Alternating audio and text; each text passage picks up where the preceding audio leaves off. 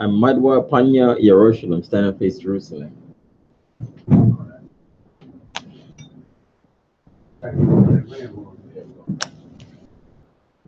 Nabia, read everything.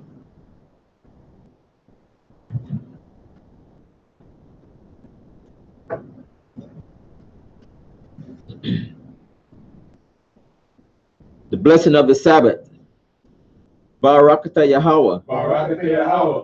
Bahasham. Bahasham. Yahweh Shai. Yahushai. Asherah. Asherah. Nathalanawa. Nathalanawa. Hashabat. Hashabat. Bashalawam. Bashalawam. The water. The water. Amen. Amen.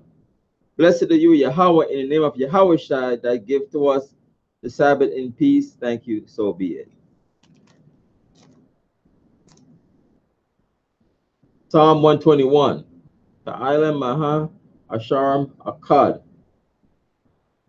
Anya Harayam Ayunyumya Al Ahariam Mahayan Yabua'a Isaiah Yabua'a Mayahawa Shasha Shamayam Waratiza La'a Jonathan Lamawat Rokalia Yala'a Yenowum Shashamarka Hana La'a Yenowum Wala'a Yayashan Shashamar Yasharala Yahawa Shamaria Yahawa Tazalia Ayam Yad Yamyanya Yawamam Hashamash La'a Hakaya Wayarak La'a Balayala Yahawa Yashamaria Makal Rai Yashamar Napashia Yahawa Yashamor Hawalakia Wabaya, Maitha, Wa'id, Iwalam, Basham, Yahawashai, to water. Amen. Psalms 121, a song of degrees. I will lift up mine eyes into the hills from whence cometh my help. My help cometh from the Lord which made heaven and earth. He will not suffer thy foot to be moved. He that keepeth thee will not slumber, behold. He that keepeth Israel shall neither slumber nor sleep. The Lord is thy keeper, the Lord is thy shade upon thy right hand. The sun shall not smite thee by day, nor the moon by night. The Lord shall preserve thee from all evil. He shall preserve thy soul. The Lord shall preserve thy going out and thy coming in from this time forth, and even forevermore. Amen. Amen. Hear, O Israel, Shema Yasha'Allah. Shammai, Yasharallah, Yahweh, Eloheinu, Yahweh, Akkad. Shammai, Yasharallah, Yahweh, Eloheinu, Yahweh, Akkad. Shammai, Yasharallah, Yahweh, Eloheinu, Yahweh, Akkad. Deuteronomy 6:4. Hear, O Israel, the Lord our God is one Lord. Amen. Amen. The Lord's Prayer, Yahweh Thapallah. Abiyanawa, Shabbat Shemayim, Kodash, Haya, Shamka, Yahweh, Malakwatka, Taba'ah, Ratizawanka, Haya, Aisha, Baratiza, Ka, Bashamayim, Yatalanawa, Lakam, Yawum, Za, Wasalakanawa, Kawawatinawa, Kasalaknawa, Kawawatinawa, Wala'ah, Abiyanawa, Al, Nasaya 1, Habal, Hawashainawa, Marai, Kaya, Laka, Hamalakwat, Wa'ala, Wahatapa Arat, Wahatapa Arat.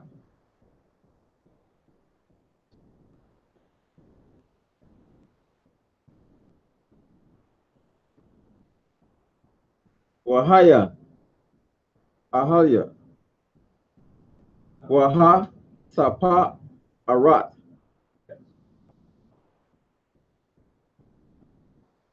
Waha, Tapa, Arat.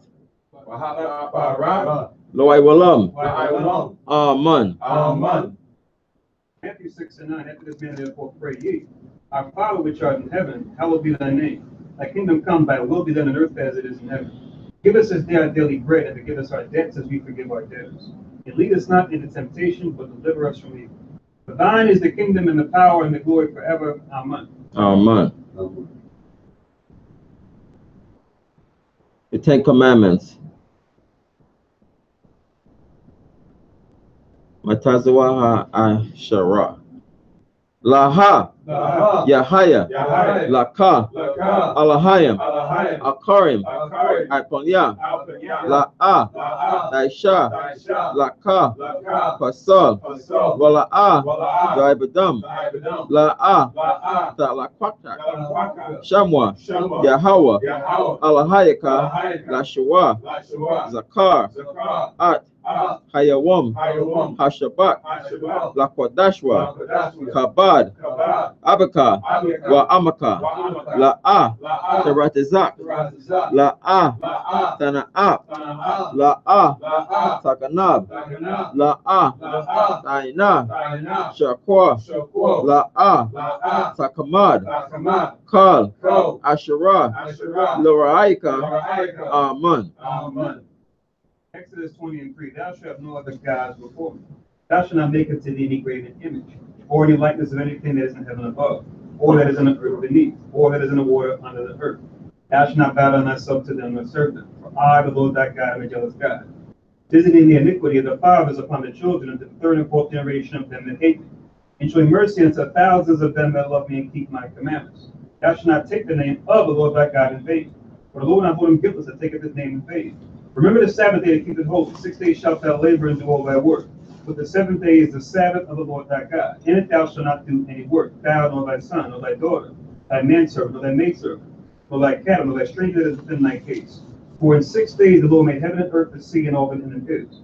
And rested the seventh day. Wherefore the Lord blessed the Sabbath day and hallowed it. Honor thy father and thy mother, thy days be long upon the land which the Lord thy God giveth thee. Thou shalt not kill, thou shalt not commit adultery, thou shalt not steal, thou shalt not bear false witness against thy neighbor. Thou shalt not covet thy neighbor's house, thou shalt not covet thy neighbor's wife, nor his manservant, nor his maidservant, nor his ox, nor his ass, nor anything that is thy neighbor's. Amen. Amen. Yeshua, be seated.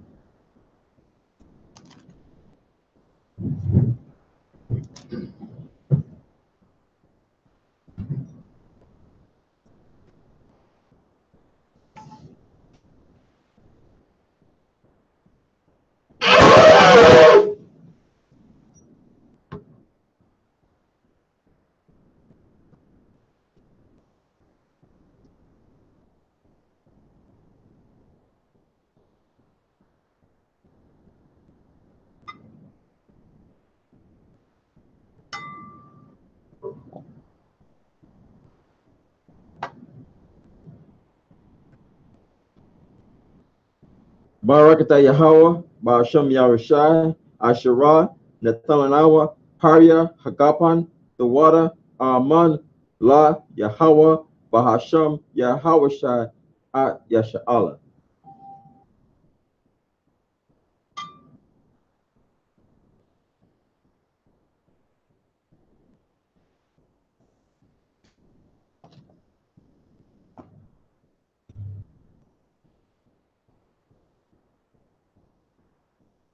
Blessed you, Yahweh, in the name of Yahushai, that give to us the fruit of the vine. Thank you, so be it to Yahweh, in the name of Yahushai, with Israel.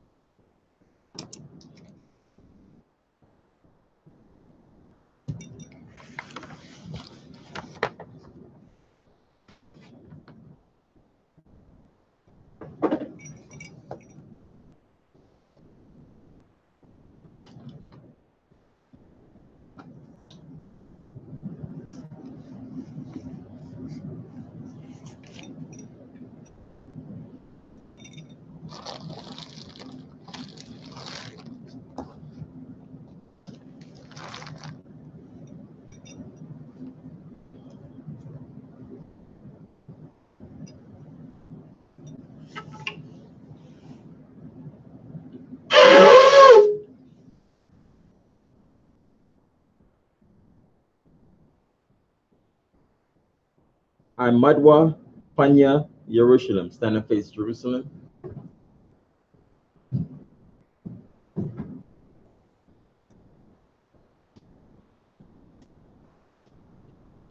Barakata Yahweh, Barakata Yahweh, Hagadal, Hakadal, Rakawam, Rakawam, Abiyar, Abiyah, Wanara'ah, Wanara'ah, Aliyawan, Aliyawan, Malak, Malak, Shal, Shal, Shamayam, Shamayim, Waratazar, Waratazar, Wakal, Wakal, Dabarim, Dabarim, Kayayam, Kayayam, Wagam, Wagam, Amashiach, Hamashiach, Mayahawa, Mayahawa, Kadawanawa, Wadawannawa, Ahabnawa, Ahabnawa, Kapala, Apala, Yawaitiza, Yawaitizah, Yahweh Shai, Yahushua, Zakarnawa, Zakarnawa, Yahweh, Yahweh, Baratazawan, Baratazawan, Imka, Anka, Yasha'ala, Yasha'al, Izarnawa, Izarnawa, Bana, Bana, Wasap, Wasap, Yasha'ala, Yasha'al, Al, Al, Nanawa, Nanawa, Yamyan, Yamyan, Aitha, Aitha, Kayawamyam, Kayawamyam, Makodam, Makodam, Babakusha, Babakusha, Shalak, Shalak, Maaka Allah, Mayaka Allah, Watazwadak, Wahatazwadak, Alahaim, Alahaim, La, La, Maganawa, Maganawa, Rapanawa, Rapanawa, Washamor, Washamar, Alnawa, Alnawa, Baikor, Baikor, Shalak, Shalak, Haroka, Haroka, Shah, Shal, Yahweh Shai, Yahushua, Lanawa, Lanawa, Alamadnawa, Alamanawa, Rabiam, Rabi, Hakama, Hakama, Tawawana, Tabawana, Wada'ai, Wada'ai, Shah, Shal, Labarka, Baraka, Basham, Basham, Yahweh Shai, Yahushua, Tuwada, Tawada, Tamyad, Tamyah, Waiwalam, Waiwalam, Aman. Aman. Blessed are you, Yahweh, the great, merciful, mighty, terrible, most high power, King of heaven and earth, and all things living, and also the anointed from Yahweh, our Lord, our friend, the wonderful counselor, Yahweh Shai.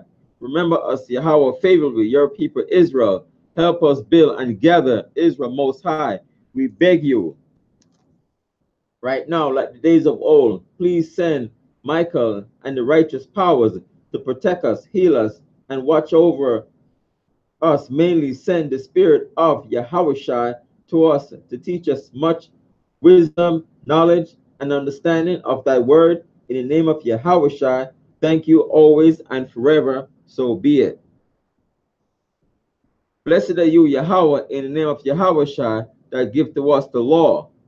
Barakata Yahweh, Ba'asham, Yahushua, Asherah, Netanyahu, HaTorah. Blessed are you, Yahweh, in the name of Yahushua, that give to us the light to see.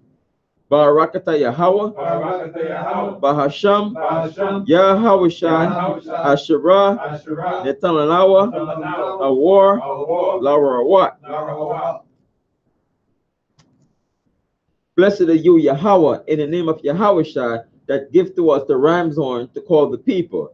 Barakata Yahweh, Ba'asham, Yahushua, Asherah, Netanyahu, Koran, Haya, Lakorah, Ha'ain. Blessed are you, Yahweh, in the name of Yahushua, that give to us the olive oil to anoint Israel. Barakata Yahweh, Ba'asham, Yahushua, Asherah, Netanyahu, Hashaman, Zayat, Lamashak, Yasha'Allah. Yashaba, be seated.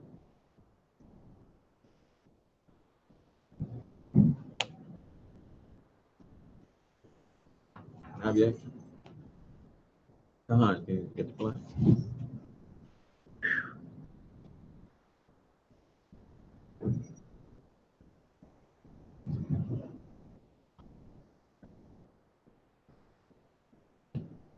Ready, brother? Been ready. Oh.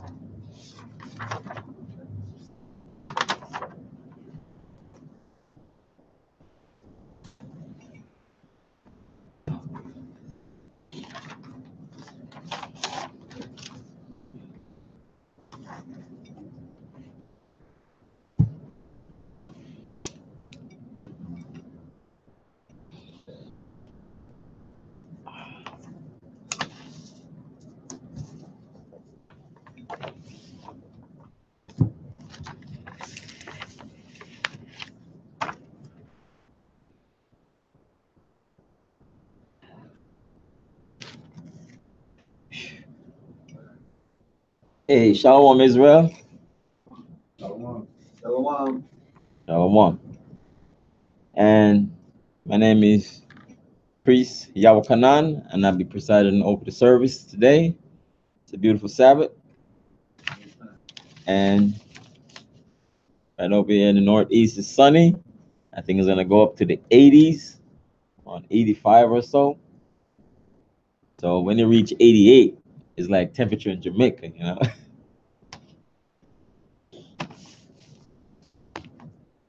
So today we're reading out of the Old Testament, Leviticus chapter 24 and 25. And you so-called Black, Hispanics, and Native American, who father is the same by the patriarchs, by the father's side, are Israel. We got to come back to this law, statute, and the commandment. The commandments is not done away with. And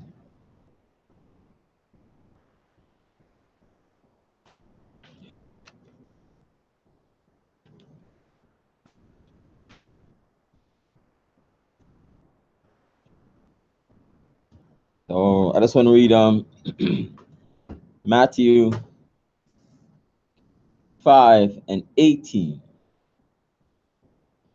It says, "For verily I say unto you, till heaven and earth pass, one jot or one tittle shall in no wise pass from the law till all be fulfilled." And verse 19 says, "Whosoever therefore shall break one of these least commandments and shall teach men so, he shall be called least in the kingdom of heaven. But whosoever shall do and teach them, the same shall be called great in the kingdom of heaven." So, gonna break, any of these laws and teach others. You reading Hebrew? Deliberately breaking it, or lack of knowledge, breaking it and teach others, you're gonna be least in the kingdom of heaven. So, it's a beautiful thing when you're keeping the law, statute, and the commandments. It's a do when you do them and teach them. It's a beautiful thing. And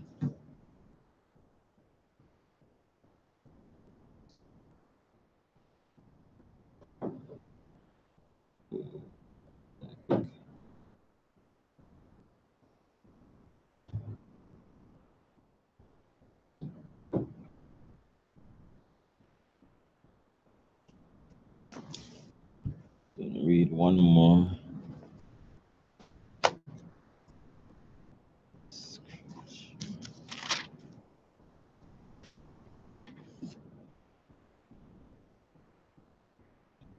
Find this.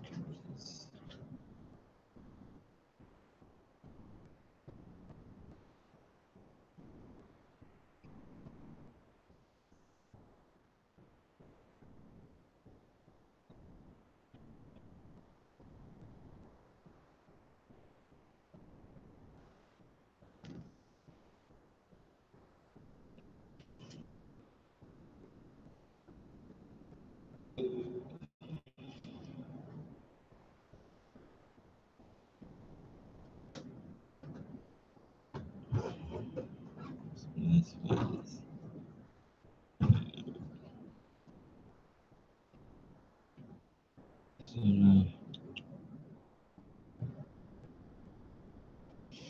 And that you don't have the law that's is grievous to you.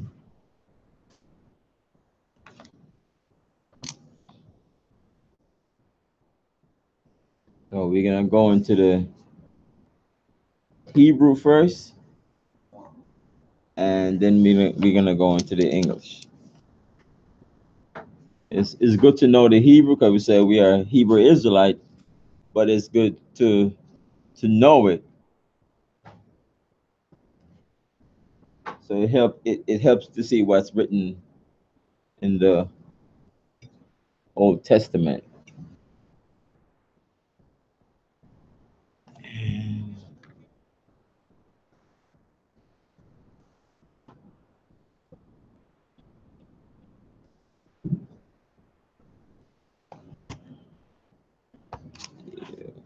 I was going to read Ecclesiasticus in the prologue.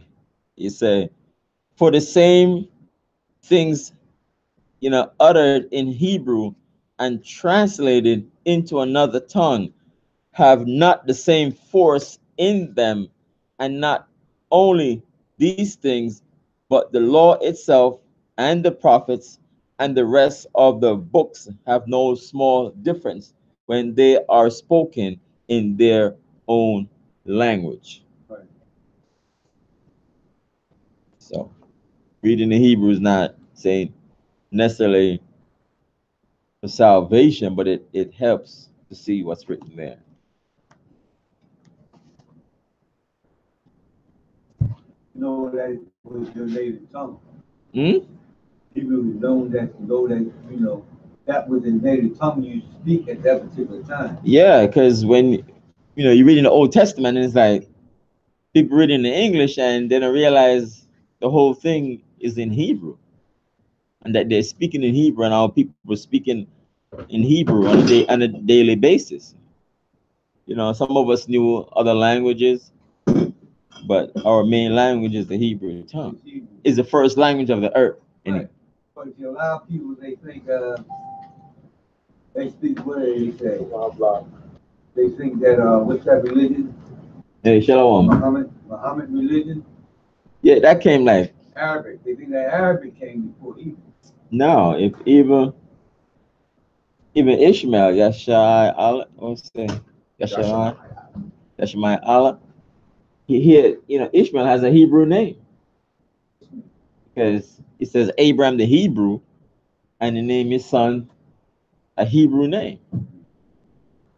So Arabic came later on, and other language came later on. Because even when we went to Egypt, we had to know some kind of Egyptian to commune with them. So we're gonna go into the Hebrew, and what I'm reading out of this is just the book of Leviticus. Is the 5 books. I have the 5 books, and this is just Leviticus by itself, and it has the interlinear. It's not King James translation, but it gives an idea what each word is. Help get the plan.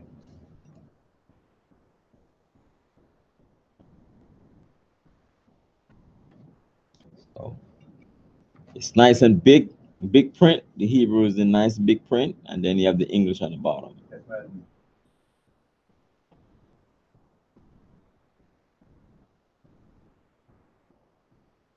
Leviticus chapter 24, verse 1 in Hebrew. It says, where the bar Yahweh al Masha La Amar, verse 2, Tazawa at Banya Yasha'ala Waya Kwakwa al Yaka Shaman Zayat Zaka Kathayat Lama a war. Wahai I lat laha I latha. And I see nar, I think about in the Psalms, it said that word is a lamp unto my feet and a light unto my path. Nar sa ma yad. Verse 3. Sa ma. Oh, some yad. Verse 3.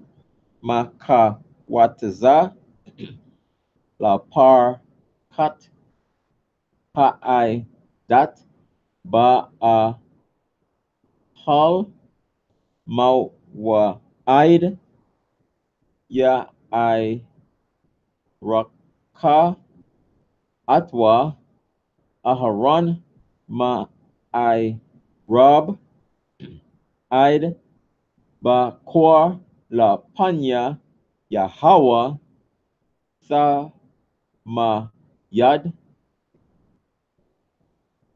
sam yad ka kwat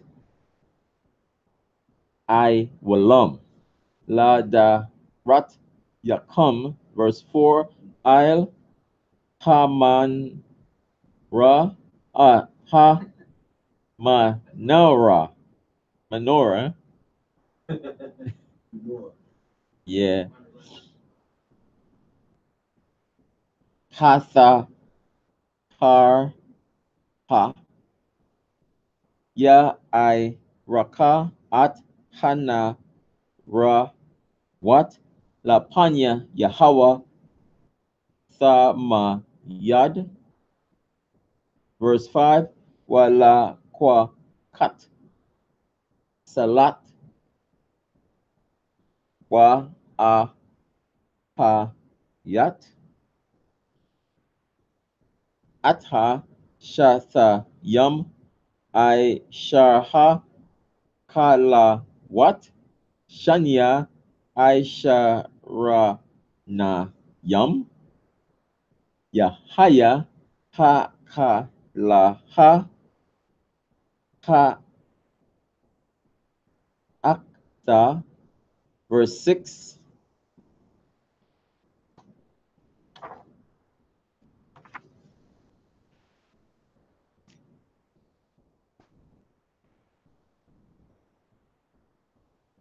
says, or thumb shatha yum ma I ra ka what shash ha ma I ra kat il hasha lak hasha la kan hasha la kan. Yeah, I remember this word. I read Psalms 23. Hasha la kan hasha la kan ha sa har. All right, ha sa Asahar, La Panya, Yahweh, verse 7, Wana Sat, Al Hama, I Ra Kat, La Banha,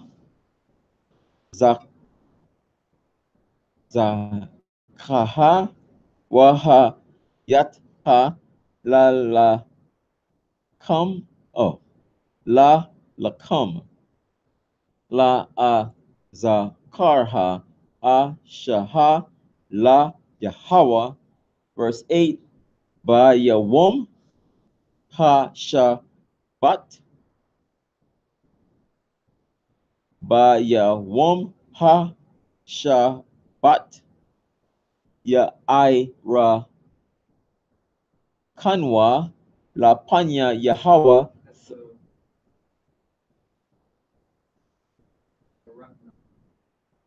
Ya Irak Nawa. I know the was like a possession, right? It shall, oh. La Panya Yahweh, Sama Yad, Ma'ath Banya Yasha'ala, Bara Yat, I Walam. Verse 9.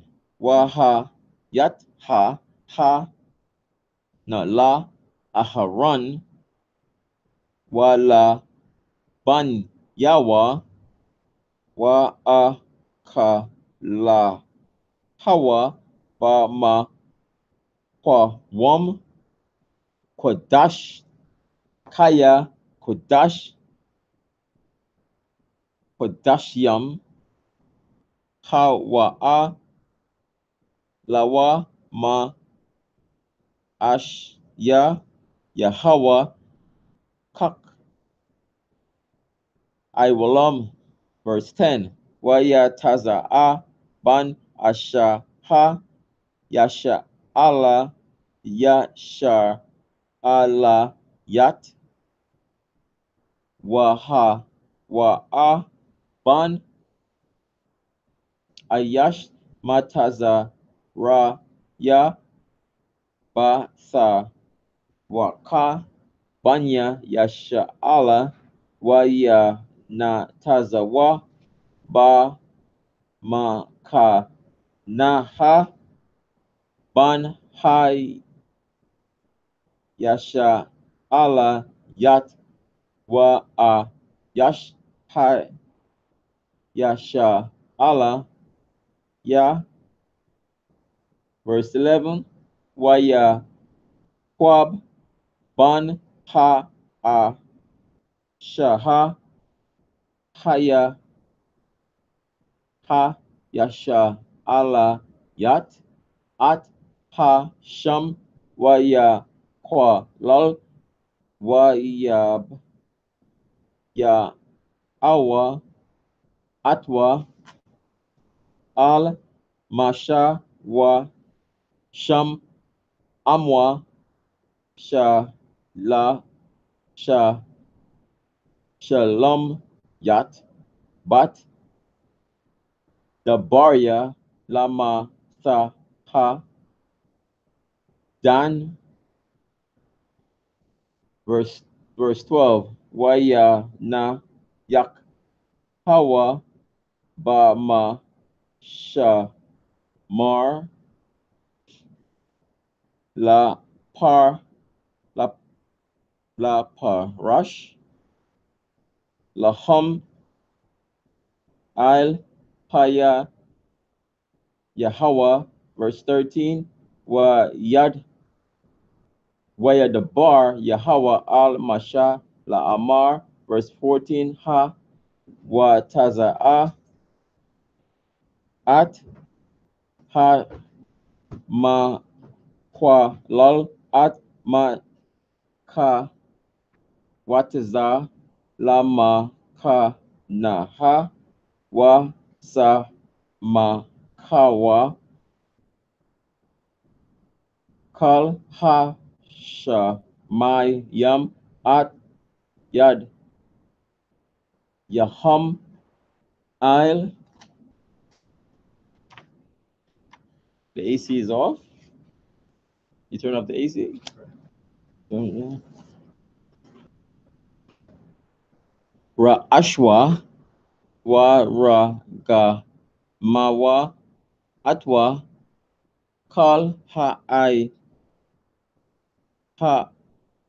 I da, verse 15, wa al banya yasha'ala sa dabar la amar ayash kaya ya ko lal ala hai yawa wa na wa nash'a kata a wa, verse 16, wa na kwa wana kwab sham Yahweh mawat ya wa mat ra ga gawam ya ra ga mawa bawa kal ha da ha ka gar ka zarak ban kwa bawa sham ya wa math, verse 17, wa yash kaya ya kaha kal na pash adam mawat ya math, verse 18, wa ma kaha na pash baha maha ya sha la manha na pash thakat na pash, verse 19, wa ayash kaya ya than ma wam ma ma I'm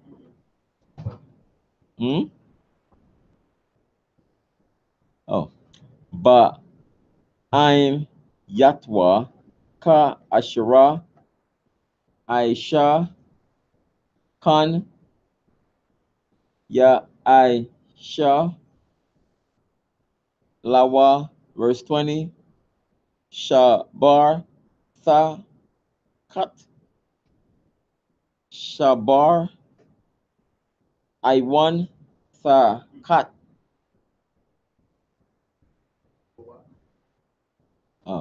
what shabar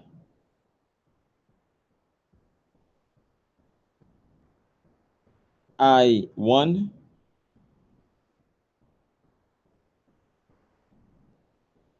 No, Ayan. Ayana. Yeah, Ayanya. No, Ayana. No,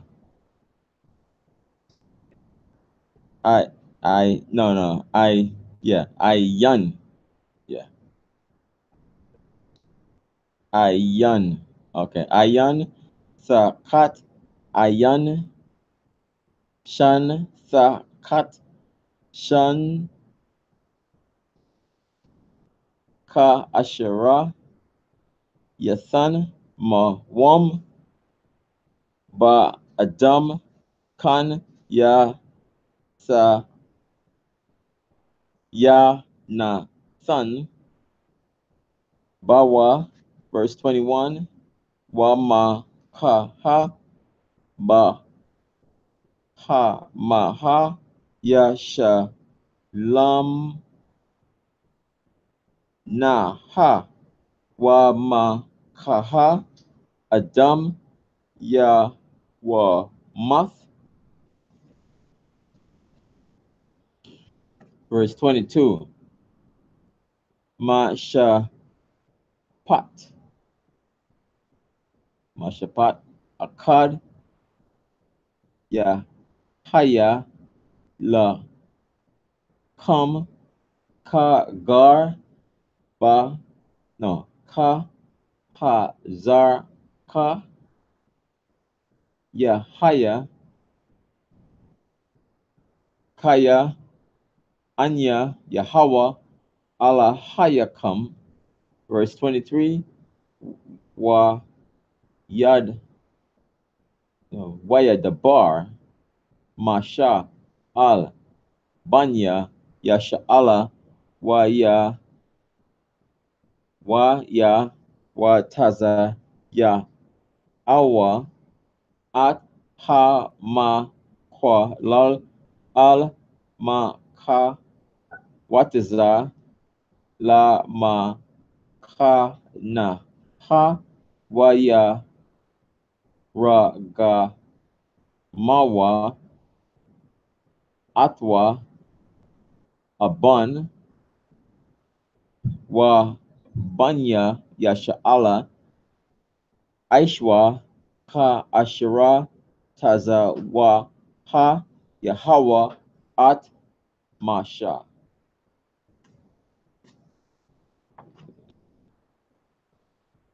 That's it. Ah.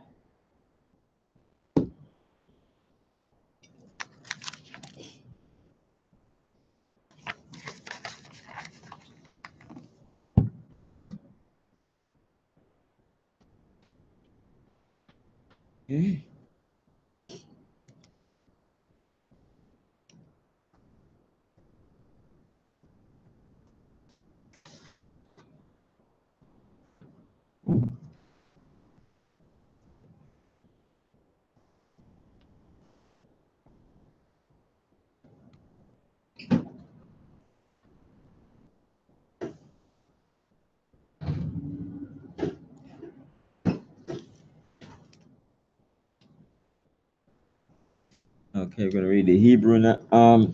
The English now. Leviticus chapter 24, verse 1.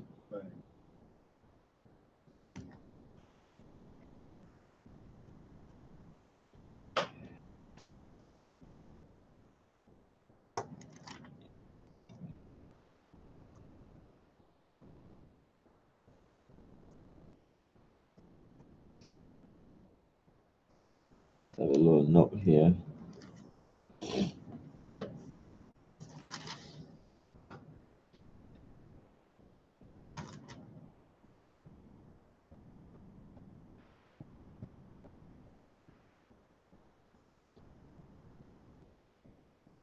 And the Lord spake unto Moses, saying, Command the children of Israel that they bring unto thee pure oil, olive beaten for the light, to cause the lamp to burn continually. So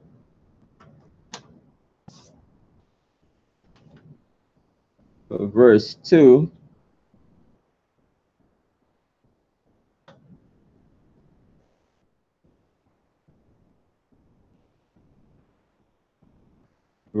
you could find Exodus 27, 20 to 21. Exodus 27. Yeah. 20 to 21, right? Yeah, read it from the top. Exodus 27, 20 to 21.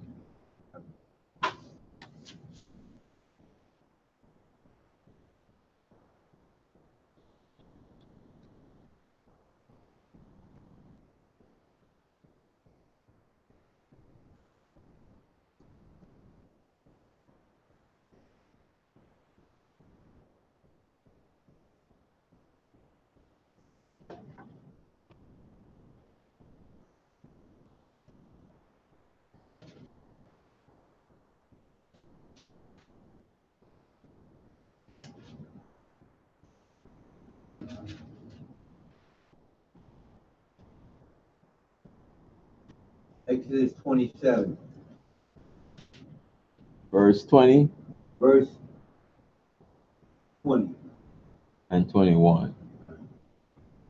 It says, and thou that command the children of Israel that bring thee pure oil out of beaten for the light to cause the lamp to burn away.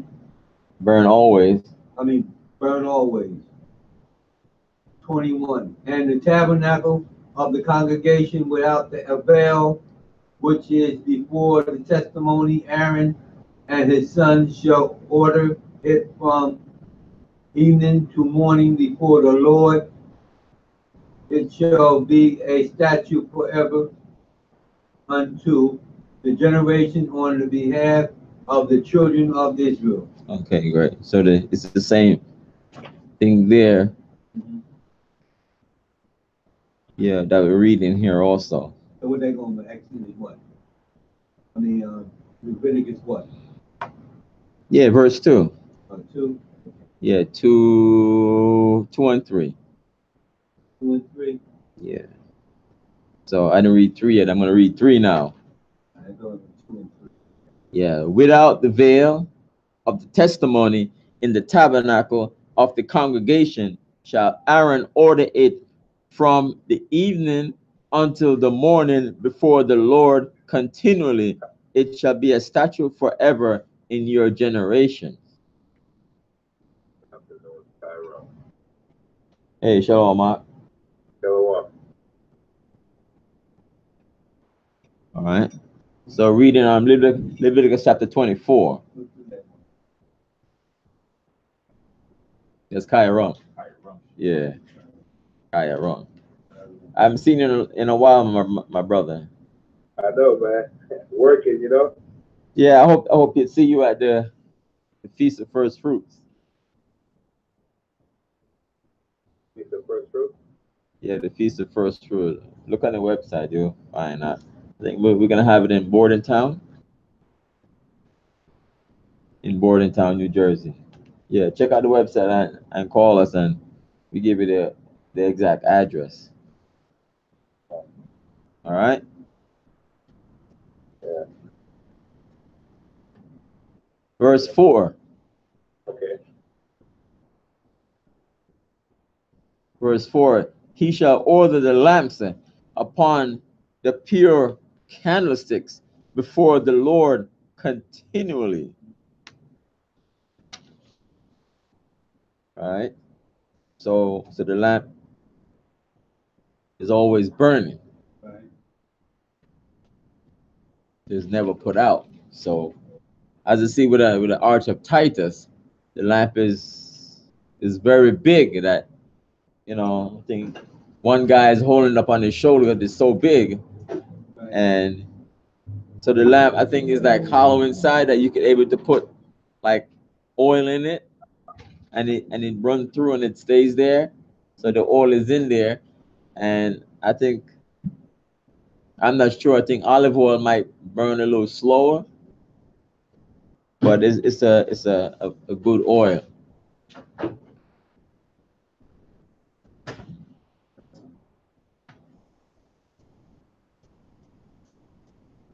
So verse 5.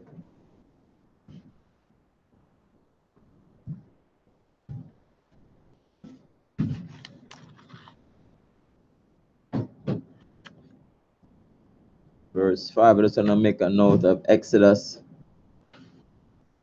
25. What scripture you at? Exodus? Now I'm reading Leviticus chapter 24. And 5. Yeah, so Exodus 25, 23 to 30. And Exodus 37, 10 to 16. So right now it's going into the showbread, which you can find in Exodus chapter 25.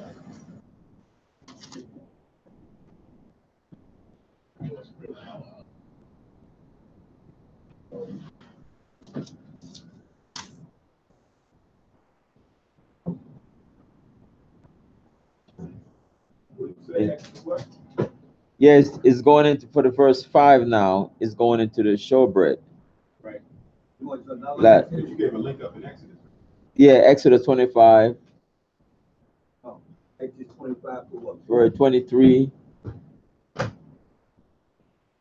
I'm following you, y'all, but what you say? Yeah, for verse 5 is going into the showbread now. So Exodus 25, 23 to 30. Exodus 20, say it again. 25, 23 to 30. Yeah, Exodus 25, verse 23 to 30. Okay. And Make up when Leviticus 5, right? yeah, it's going into the and Exodus Okay. 30. Exodus 25, 23 to 30. Yeah, and Exodus 37, 10 to 16 is going into the description of how it's made. So verse 5, Exodus 37. 10 to 16. Okay. So verse 5 now. And So verse 5 and says, and thou shalt take fine flour and bake 12 cakes thereof. 2 tenth deal shall be in one cake.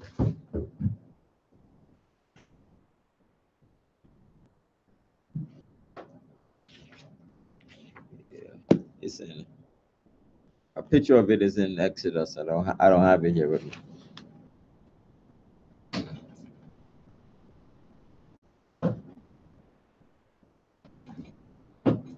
Verse 6, and thou shalt set them in 2 rows, right. 6 on a row upon the pure table before the Lord. Right. Verse 7, and thou shalt put pure frankincense upon each row, that it may be on the bread for memorial, even an offering made by fire unto the Lord. Shalakia. Yeah, For Exodus 25, 23 to 30. That's for verse 4 or verse 5? it's coming from verse 5, coming down to 7. So, Okay.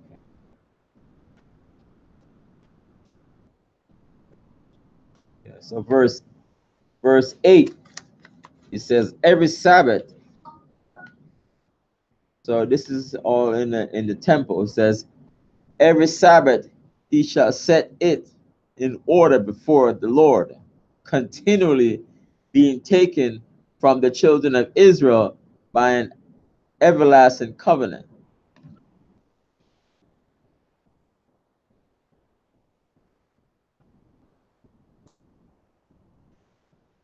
verse 9. Leviticus chapter 24, verse 9. And it shall be Aaron's and his sons, and they shall eat it in the holy place, for it is most holy unto him of the offerings of the Lord made by fire, by a perpetual statute. So they should eat it there. They shouldn't take it out from there. What was they would eat? This is the showbread. Oh, the showbread? This is the what they had, and if Khan Samak, I know he mentioned about it. Then David wanted to, food for his men, and they didn't have any food around, Right. so they went and they ate the showbread So, that was there. right. So, Khan Samak. And this is the law. This is why it was a point of contention that you read about that Yahushua refers to about what David did, because it set a precedence from that point on, as far as, or it should have set a precedence from that point on, as how we live in law. Because as we read this right here, the Most High is telling them that the bread that's set in 6 rows, 2 rows, 6 on each row, was only for Aaron and his sons. Right. Right, not for Moses and his sons, but for Aaron and his sons, as far as for their genealogy, because they were going to do the office of the priesthood in the tabernacle. Okay. Right, so here it is when David comes to the priest and is asking him for food. The priest is like, all we got here is the showbread. Right, now if you understood the importance of the showbread, it was the most holy thing, and it was only for the priest. But the priest gave it to David and the men to eat. Right? As long as they sanctified themselves, they were able to eat it. Right. But it was supposed to only be for Aaron And his sons. But that's all he had that was available for him to eat. So was he supposed to have these men just go starving? No. No. He said, all right, here, take this and eat it. Right? And that's what Yahushua referred to when he was dealing with the men that he was dealing with that time. Right? When you read the New Testament. Right? These men were hungry. Like, what are you going to do? Right? So it gave a different level of understanding of what was allowable in the law from the Most High's perspective, because Yahushua now is the one who's giving us understanding about what happened with David and why that was important to David's time because of what we're reading right now. Right. Yeah, where's that scripture? Which one? You said what Yahushua was talking about. You got a scripture on it? Yeah.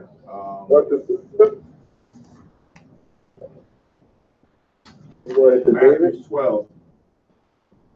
So Matthew. Matthew 12. Right. Matthew 12, 1 to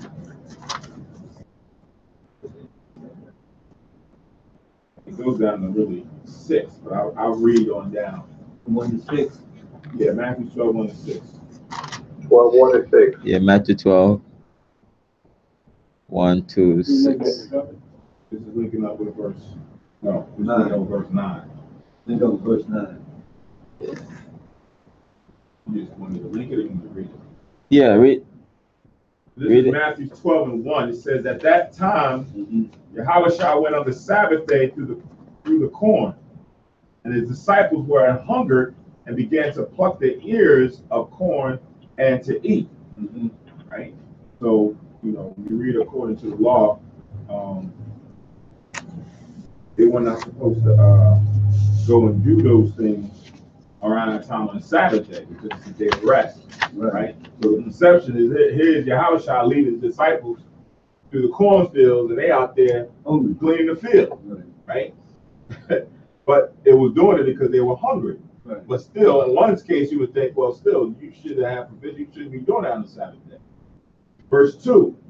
But when the Pharisees saw it, they said unto him, behold, thy disciples do that which is not lawful to do upon the Sabbath day. Verse 3. But he said unto them, have you not read what David did when he was a hungered, and they that were with him? Okay. Right? So verse that's what you read about in 1 Samuel, the 21st chapter. Right? He's referring to the story that's in 1 Samuel 21. 21 and 6. First Samuel 21 and 6. 1 Samuel 21 and 6 specifically, but you read the whole chapter just to kind of get the overall what was going on. Verse 4, how he entered into the house of God and did eat the showbread, which was not lawful for him to eat. So we're reading why it wasn't lawful for him to eat, because the law just said in Leviticus 24 and 5 that it was only for Aaron and his sons, and his son's sons, so forth and so on. It says, neither for them that were with him, but only for the priests. Right? Verse 5. Well, have you not read in the law how that on the Sabbath day the priests in the temple profane the Sabbath and are blameless because they got to do the sacrifices. Right? So they themselves are supposed to be holy unto the Most High, but because of the sacrificing and killing the offerings, they themselves in hindsight are unclean, but they are still doing the service and the order of the Most High. Right? He says, but I say unto you that in this place is one greater than the temple. Right? As far as for Yahushua himself, right, being who he is, right, in reference to the temple. Right? Yeah, the temple doesn't supersede Yahushua, right? Let alone, in all actuality, the temple doesn't really supersede Israel, the people. Right? We are effectively more valuable or more important to the Most High than the actual temple. That's what I think we read that a few weeks ago when we was reading I want to say either first or second Maccabees. Which book? The Most High said he let the heathens come in and ransack the temple because of the sins of the people. Right? If the Most High had more care for the temple, he would have never let them come and do that. Because of the sins of the people, he let them come and do that to the temple. Right. So the importance here in what we're reading is that Yahushua showed a little bit more clarity and understanding on how we operate in the law, the mercy that's given, on the leniency or the grace that's given as it pertains to keeping certain laws. Right. That's like how we will say, I had to go work on the Sabbath day. You know, I got grace because of my circumstances. If the letter of the law was a letter of the law, Most High will be like, you know what? Can't do it. Can't do it. Bam, strike him dead. Yeah, put to death, Put that right there. So once we go back in our homeland and in rulership and everything, the commandments are in full effect. Because but me myself, I pray that I'm not working on the Sabbath, that I don't work on the Sabbath. I pray that I'm off so I can do my rest and I can do my worship. I think that Most High gives us grace and mercy because, like, we're not in our area of land right now, so we have a lot of grace and mercy. For everything is not, strong like law, like it was back then. I mean, the law is the law. The law is the law, but there's exceptions to the rules. Most High. Yeah, because when you read Isaiah, when the Most High is gonna get us back in our homeland, it says Isaiah 14 and 1. It says, "For the Lord will have mercy on Jacob, and will yet choose Israel, and set them in their own land. And the strangers shall be joined with them, and they shall cleave to the house of Jacob." So the Most High is gonna have mercy upon us. So what chapter and verse that was? That's in Isaiah chapter 14, verse 1. So it's not like we're gonna just continue breaking the laws on the Most High. Yeah, have mercy. Shall we continue in sin that grace may abound? God forbid. Isaiah 14 and 1, right? Yeah. So we try our best. Yeah. Because sometimes we could even off the Sabbath completely, and then it's like an emergency meeting at the job, and it's like it has to be on a Saturday. This is just once in a while, and it's like you have to be there for your job, Yeah, not all the time. Not like saying we worship our job and things like that. We had jobs in Egypt, but we still left there, because the Most High delivered us. With grace and mercy. Yes. Yeah, the Most High, he gives us a lot of grace and mercy. Because our condition we are in. Yes, it's that we're human beings and we err at times. Right. You know. Even accidentally, we're like, oh man, I accidentally ate something unclean, things like that. It said when you read Psalms 51, it says, have mercy upon me, oh God. Yeah. So we're saying that our Father may, to forgive our sins. And this is what we read. This is what we pray. We're supposed to be praying every day. Right. So verse 10, Leviticus chapter 24, verse 10. And it says, and the son of an Israelitish woman whose father was an Egyptian.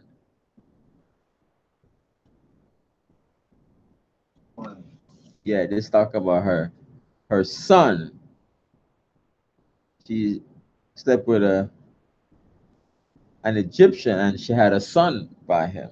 Right. Went out among the children of Israel, and of the Israelitish woman and a man of Israel strove together in the camp. So, the spirit of the heathen is different from our spirit, But you slept with a heathen. It's your step with a heathen. So an Israelite and a heathen strove together. So I just want to read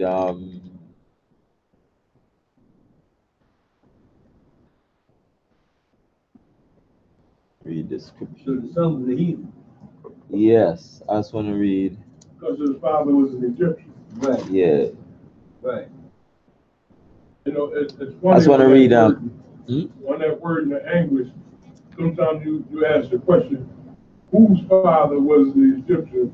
Was the Israelite this woman, or was it the son? The son. It said, and the son. It says the son. So I just want to read Exodus 11 and 7. Malak, read that for me, Malak. 11, 7. So verse 7. Verse 10. And they go verse 10. Yeah. Exodus 11 and 7. You got it, Malak? Yeah, read it for me, please. But against any of the children of Israel shall not the dog move his tongue against man or beast, that he may know how that the Lord will put the difference between the Egyptians and Israel. Yeah, so Exodus 11 and 7 says, but against any of the children of Israel shall not a dog move his tongue against man or beast, that ye may know how that the Lord doth put a difference between the Egyptians and Israel. So it's the difference between, Israel and Egypt. So, even now in these days, they want to call us, African, and saying African is our homeland and so on and so forth. And some of our people don't know. Right. So we want to link to Africa, Africa, Africa, Africa. But when you look at the African, they have different features and different ways and different customs than us. And it's like, we won't do these things that they do. And even when they come over here, they don't call themselves like, with us. They don't link with us because they know they're different from us. Right. They look down upon us, but there's a difference. So better than us, really. all these Egyptologists, they want to link us to Africa. You know that they think they're better. Yeah, they think they're better. But the most I say there's a difference between us and them. So the son of the Israelites, huh? Exodus 11 put a difference, right? Yeah, Exodus 11 and 7 said the Most High put a difference between us and them. So the Israelites, this woman, the son of is read it again. and the son of the Israelitish woman whose father was an Egyptian, Ham, went out among the children of Israel, and the son of the Israelitish woman and a man of Israel strove together in the camp. So Yeah, that was supposed to be a husband or just somebody she had a relationship with. well, she had a son by him. Because she had a relationship. Yes. And she just have a son by him. Most of the time, you got a son by somebody. Not necessarily. Back then it was. Back then, most of the time, you had sex with a woman, you gonna get married. Not unless she's a whore. So when you read Well, I said let's use a hoe. no. Let's see that. Verse 10. I mean, like Alan just said, it doesn't say, you know, if it was a relationship or what have you. Mm-hmm. But yeah, obviously you don't know. I don't want to go down that road. I mean, just for the simple fact that he had a baby by her. Yeah. And if she was an Israelite woman, she practiced the laws of Israel, right? But therefore, she knew you had to be married to have a child. But she wasn't practicing laws that much because she was sleeping with a heathen. Yeah. Right. But, you know, that's just something like that. She must have got infatuated with him or something. I can. Yeah. So anytime you do that, Yeah. One second. infatuated with another person. All right. Kahan. Yeah, Shalom Elder. Yes, you saying something? Before brothers start speculating and calling a woman a whore, they don't know if the woman, you know, during the time when got caught up with, because if she was married to an Egyptian, and she was probably married, so they wouldn't have a whore just lingering around and doing stuff like that. Her husband might be dead, so now she grafted in, she moved on with the Israelite brothers, because I'm sure her Egyptian husband would have took her with him, with her son, and were living like that. So before we start, you know, labeling a woman a whore and speculating, we don't know what the situation was. So we just leave it at that, as it is written right now. Because it could be different scenarios, but I doubt if she was a whore, having a heathen son, and all these different scenarios going on. But yeah, that's why we just assumed that she was married. We just assumed if she had a baby by this guy, she must have been married to this dude. More than likely she was married to him, because sex constitutes marriage in the Bible.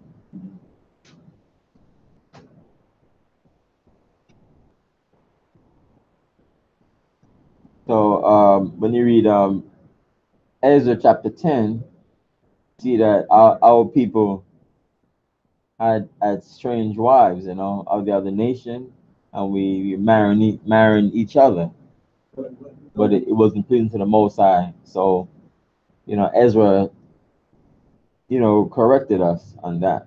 Well, let me ask another question. What does Israelite tish mean? Like an Israelite or Israelite woman? Does it mean that she could not have been an Israelite woman too, or she was like an Israelite woman? Israelite. She was an Israelite. That's what Israelite tish means? I mean, she was an Israelite. It just put, you know, Israelitish woman. All right, Israelite woman. Yeah. All right, now evidently, like Kabar said, she wasn't following up what really was supposed to be done in time she went with Egyptian. Yeah, she does have to. She made a slip. Yeah, she just have to break that law. Even now, you see some of our women sleeping with heathens and have children by them. Yeah. You know. We all You see, slip up. so I mean, I even when you read in Esther, you know, the king was a heathen, and you know she was his queen Yeah. in the book of Esther against her will, Yeah. but she became his queen. So you think that if he slept with her, she might have it. He does. The scripture doesn't say she might have had. And he said, Yeah, you know, she but might have a heathen he said child. that she was his queen, though. Even now, I mean, even now, some of our women sleeping with a heathen and have children by them. Yeah, yeah. But he said, Some "Wow, people you know, infatuated with a different, you know, sex. yeah, it may be Different people, infatuated or something you does might happen." somewhere in your line, you might get infatuated with this. You know what I mean? Something else. Consummate. So put it in perspective, right? This is the time period where we came out of Egypt into the wilderness, right? We were in the wilderness for about a period of 40 years in the wilderness. Okay. So when you read this storyline, take it into context, the absence of time, because we're just coming out of Egypt, and this is all Israel with what we knew to be Israel as a conglomerate coming out of the wilderness. So this woman would have definitely been involved with whoever this Egyptian man was while we were in captivity in Egypt. Okay. Right? Now we're coming out and we're getting the law. So you got to also frame it in your minds that this is a nation that wasn't living in the laws of the Most High like that. Who was living in Egypt, following Egyptian customs and everything else. Right. So here it is now, the Most High sanctifying us by giving us the law to understand how we dwell, how we live amongst each other, rules of engagement, rights and wrongs, so forth and so on. Right. So it wasn't as if we had these laws and keeping them like we was in our own land while we was in Egypt. Right. No, we wasn't doing that. Right. Same thing right now in America. Right. Right. You got our people following under the American customs. Right. Right. While we are here, we're now going to them saying, "No, brother, you shouldn't be doing that. You shouldn't be liking more white women. You should be liking your own women." Right. But now, in certain cases, these people have already become a family. Right. They've already had children. Right. Case in point, and I don't know why it pops in my head. Look at Lauryn Hill. Right. Yeah. Lauryn Hill, who seems to be she's already married to an Edomite. Right. Had children by him, but now you bring this out, it's like, yo, you know what's going on here, right? Yeah. And then it comes out, and all of a sudden, one of her kids, I don't know if she has any sons, and he's like, man, the hell with that book, and the hell with all this, and he starts wilding out. Yeah. We're like, yo, what the hell is this guy talking about, right? Yeah. Now we're just looking at him as a person who's doing this, but in all actuality, when you start to do the investigation, this guy's an Edomite. So if the story would have been written, it would have been like an Israelitish woman, Lauryn Hill, and her Edomite son blaspheming the Most High. First it was Friday and blasphemy. Like, yo, this guy got to go. Yeah. Right? But now put it in perspective that this is the type of environment. Like I always say, sometimes we lose the absence of time, or the time lapse of what we're going through while we're reading the story. Right. So that's how it is. It's just not, hey, there's that woman. She's an Israelite woman with an Egyptian son. Hey, this woman went out there and slept with an Egyptian man while we in the world. No. Put it in perspective. Okay. Okay, that makes sense. So what happened is when God gave us the okay to roll, then she left her husband in Egypt and came with the rest of Israel. I wouldn't even say it doesn't say. We don't know. Yeah, I don't know what that circumstance. We don't know what the circumstance. But we know that they left Egypt. We know Israel left Egypt. We know they left Egypt, and she came because we're reading the story right here. Right. They here right now. Right. But what happened with that Egyptian man? We don't know. We don't know. Okay. We don't know how they got together, why they got together, why they laid together, how they. I don't know any of that. Right. The scriptures don't tell us. Right. And it's viewed because it's not important. That part is not important for us right now. Right. Right. As we can speculate, you can make a great assumption. Right. I could come up with another assumption. They're just assumptions. Yeah. So let's just say, all right, leave it at that, and let's see what the facts are. The facts are what we're about to read. Yeah. Khan. Yeah, just for everyone's understanding, when you see ish, the brother and I had a conversation about this earlier too, last week. We're going to take it into context. You know, when we see words with ish at the end today, you know, we usually define it as of or pertaining to the original, right? Black-ish, Jew-ish. But when it comes to things translated from the Hebrew, we want to make sure, just by going into the Hebrew, we can see very clearly Israelite-ish. It's just the feminine version of Israelite. Like anytime it's Israelite in general, it's usually masculine. Like a lot of languages, you'll see Yashra'aliyah. But when you see it here, when it pertains to her specifically, in the Hebrew, as you read earlier, it says Yashra'aliyah. And they translate that literally into the English, it comes out as Israelite-ish. We might get confused with the English, how ish is used with other words, and say, oh, it means she's like an Israelite, but she's not really an Israelite. That's not what it's doing. Because when we read verse 11, it's going to clarify that she was an Israelite. Yeah, it says as we say in English, she was an Israelite test. Yeah, he says Ha Yasha'ala Yah.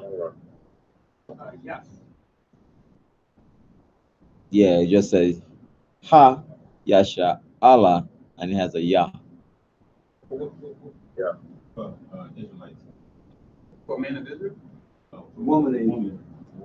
Yeah, who was an Israelite? Oh, Israelite. Ha Yasha'ala Yat.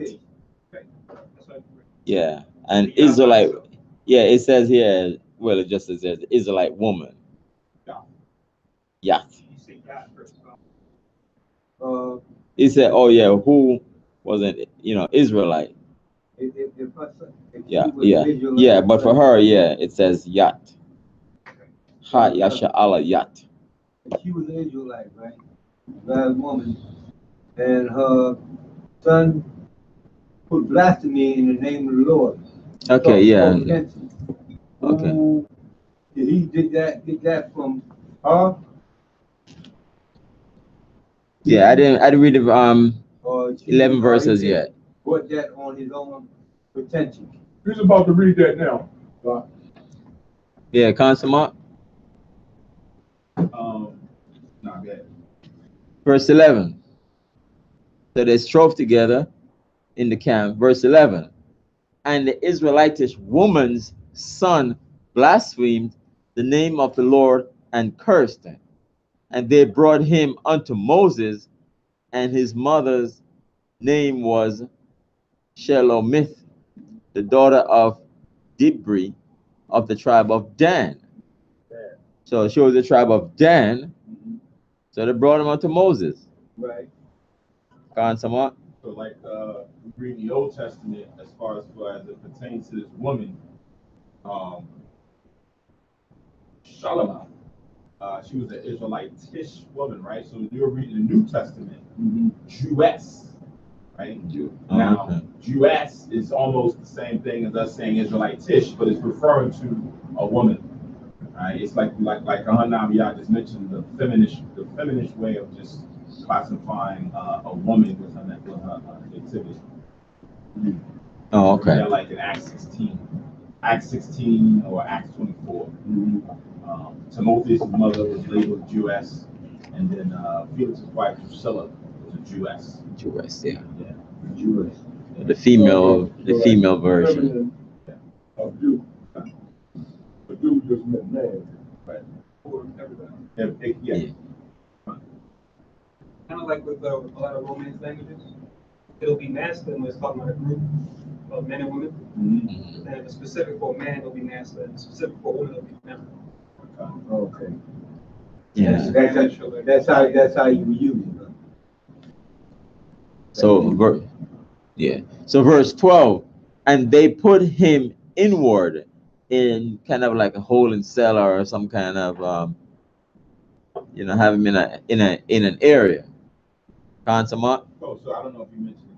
I was thinking, but just to clarify, that piece that's in parentheses, that's the proof right there. I mentioned earlier, that's the proof that if you was questioning the Israelite-ish name, that proof in parentheses that she was of the tribe of Dan, right, lets you know, okay, she was an Israelite.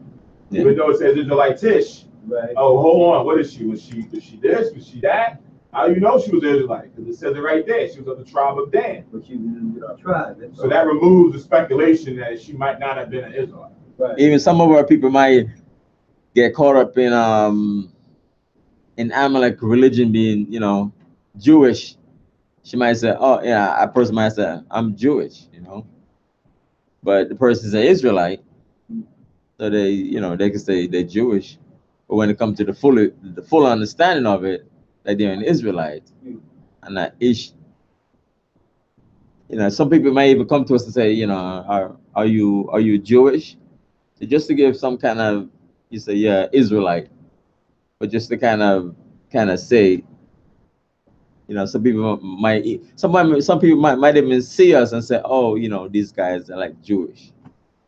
So, and what you're saying is, you say that to add clarity to it, to remove the assumption, because when you say that in today's society, it means something, right? Yeah. So yeah, he's Jewish. That means you're following their Jewish philosophy. When you say I'm Jewish, as some brothers do, as some Israelites say they're Jewish, are Jewish because they follow the Jewish customs, right? They put the yarmulkes on their head and all that because they follow that. Yeah. Right? They're an Israelite Jewish person. Yeah. You like Jew, got a yam on it. Yeah. So eventually in time, some may learn and like drop all of that, you know, their custom and just come into the full understanding that they're Israelite. So verse 12, and they put him inward that the mind of the Lord might be shown them. So to put him in, you know, what we're going to do then, because, you know, like what he did, they strove together and he blasphemed and cursed the Most High. Right, that's what he did now. Yeah, so it's like, he can't be doing that stuff, you know? We'll see, you know, what the Most High is going to tell them what to do. Lock them up. Yeah, they're locked, you know, like a little holding cell, you know? Okay. Yeah, you know, you can't just run away. We're gonna hold him and put him in an area. Well, that's just a prime example to let him know that, you know, he was So, wrong. to see what his fate is, until the Most High give us the instructions what to do with him. Well, he was wrong for even speaking that way. Yeah, he can't be wilding out like that. Was spoke speaking such Yeah, a harsh word against the Most High. yeah. So this is almost like the early beginnings of when you commit a crime, you get held, you got put in the holding cell until you go meet the judge, right? Until it's your time before you go through the court, Right. and they delineate your case and they give you a judgment or a sentence. It's the first case. It says this happened, and they said, hold on, we gotta apprehend him and put him in somewhere. We're gonna watch him and hold him until we go figure out what we want to do with this guy. Right. Right. So that's what happens. So now it's like today, the prosecutor gets the case. What did he do? All right, I think and they got a defense attorney. All right, what we gonna? He was in the right because such and such, and then you go before the judge or the jury, and they say, okay, this is what it is. No bail. No bail. Right. That's gonna happen right jail for 25 years or whatever. His behind got to get killed. Yeah. No. So, verse 13, and the Lord spake unto Moses, saying, bring forth him that had cursed without the camp. So take him out the camp, the congregation, and let all that heard him lay their hands upon his head, and let all the congregation stone him. Man, they went to stone him. Of his knowledge. Yeah, stone him. What? Was he a grown-up child to make a statement like that? Yeah, because, you know, just like, you know, Goliath, you know, I'm talking against the Most High. Right, I'm saying, but yeah, because he was wrong all the way, but he just, you know, his values he might not even knew.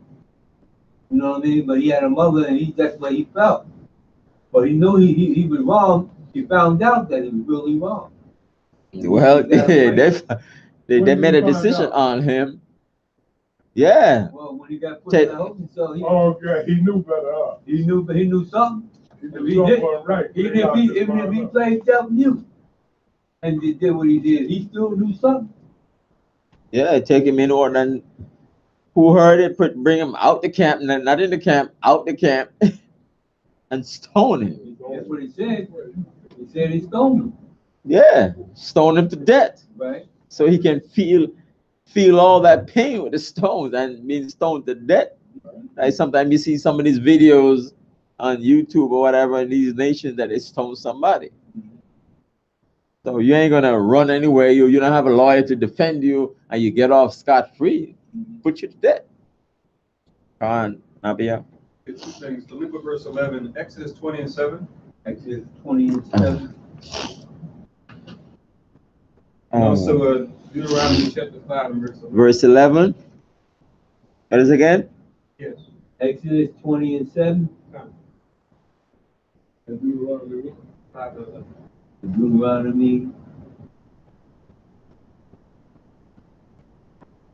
5 and 11. 5 and 11. It's the Ten Commandments. I think the name of the book is that. Yeah. Oh, So- basic thing too, the Constitution of the United States, where in the amendment talks about the right to a speedy trial. Mm-hmm. We know all the time it doesn't happen. Some folks are sitting in jail years Oh, yeah, yeah. when they face this hurt. So that gonna link up with 13, huh? Verse 11. Verse Oh, that's 11. gonna link up with verse 11. Okay. Oh, that's okay. And verse 15. Oh, Khan Samant. You could write down verse 14, Mhm. Deuteronomy 21, 18. Verse 21, 14. Deuteronomy 21, 18 to 21. 18 to 21. 18 to 21. Yeah, what does it say? This is the one where you have a stubborn and rebellious son. Oh, yes. 18 to 21, Deuteronomy, right? Yeah, 18 to 21 Deuteronomy. Okay. Deuteronomy 21, 18 to 21. And then also Deuteronomy 17 and 7. Deuteronomy 17. Yeah, Deuteronomy And 17 and 7. Which one was it? says, those who are witnesses Mhm. to the offense, once the judgment, Deuteronomy 17 and 7. Okay. Those who are witnesses to the offense that was done, Right. they have to be the first ones to lay hold on him, Oh, okay. right? So that's why it says in verse 14, in the second precept, and let all that heard him Right. lay their hands upon his head, and let all the congregation stone him. So they got to be the ones that's going to go and apprehend him and put him and do everything to do so that everybody can stone him. Because they were the ones that heard or witnessed the offense. Okay. What he said. Yeah, just like when you read the history of Susanna, you know, they wanna come bear false witness against her, and so they question them. They interrogate them separately. I forgot the term that they call it. They call which one? Yeah, but they separate each other. That's the one they told lie on to him? Yeah, they separate each other and hear Yeah. each individual story, Right. So and lie they didn't match up. on. Right. So not just one person. Just like even when you think about how Jezebel wrote a letter and used her husband and stamp it, Oh, you know, yeah. and send it to the people, and They by believe that letter, They believe it. they believed in, and they end up putting the man to death. Oh, yeah. So verse 14, you have Deuteronomy 21, 18 to 21, and Deuteronomy 17, verse 7. Yeah. Can you repeat that photo? Repeat what? What you just finished saying, the verses. Oh, for verse 14, Deuteronomy 21, verse 18 to 21, Wait a minute. Deuteronomy, I didn't get that. and Deuteronomy 17, verse 7. What's the first? The water. I thought it was 18 to 21. Yeah, Deuteronomy 21, 18 to 21. Oh, I got it. Yeah. So verse 15 now. The water, God. Say it again, Deuteronomy 21, 18. Yeah, Deuteronomy 21, verse 18 to 21. Oh, okay. All right. All right, you got it, Malak? That was 21, 18. Yeah. 21. Okay, I missed that one. Okay. So verse 15 now.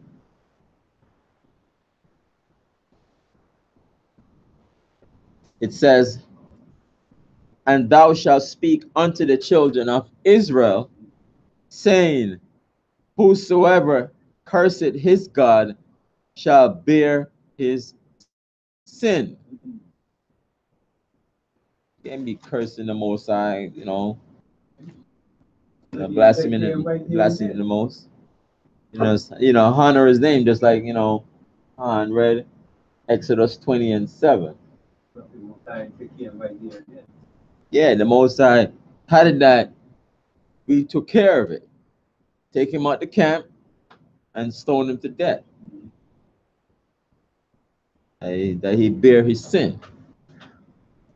His blood is upon him. Verse 16. And he that blasphemeth the name of the Lord, he shall surely be put to death.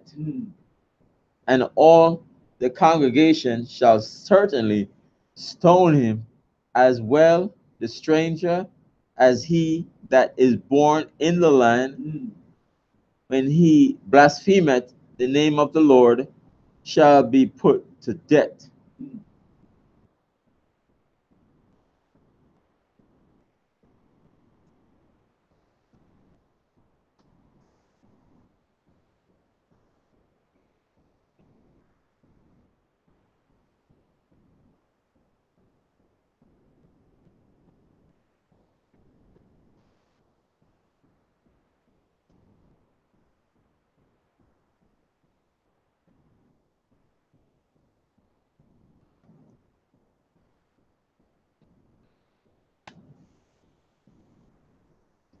Verse 17. You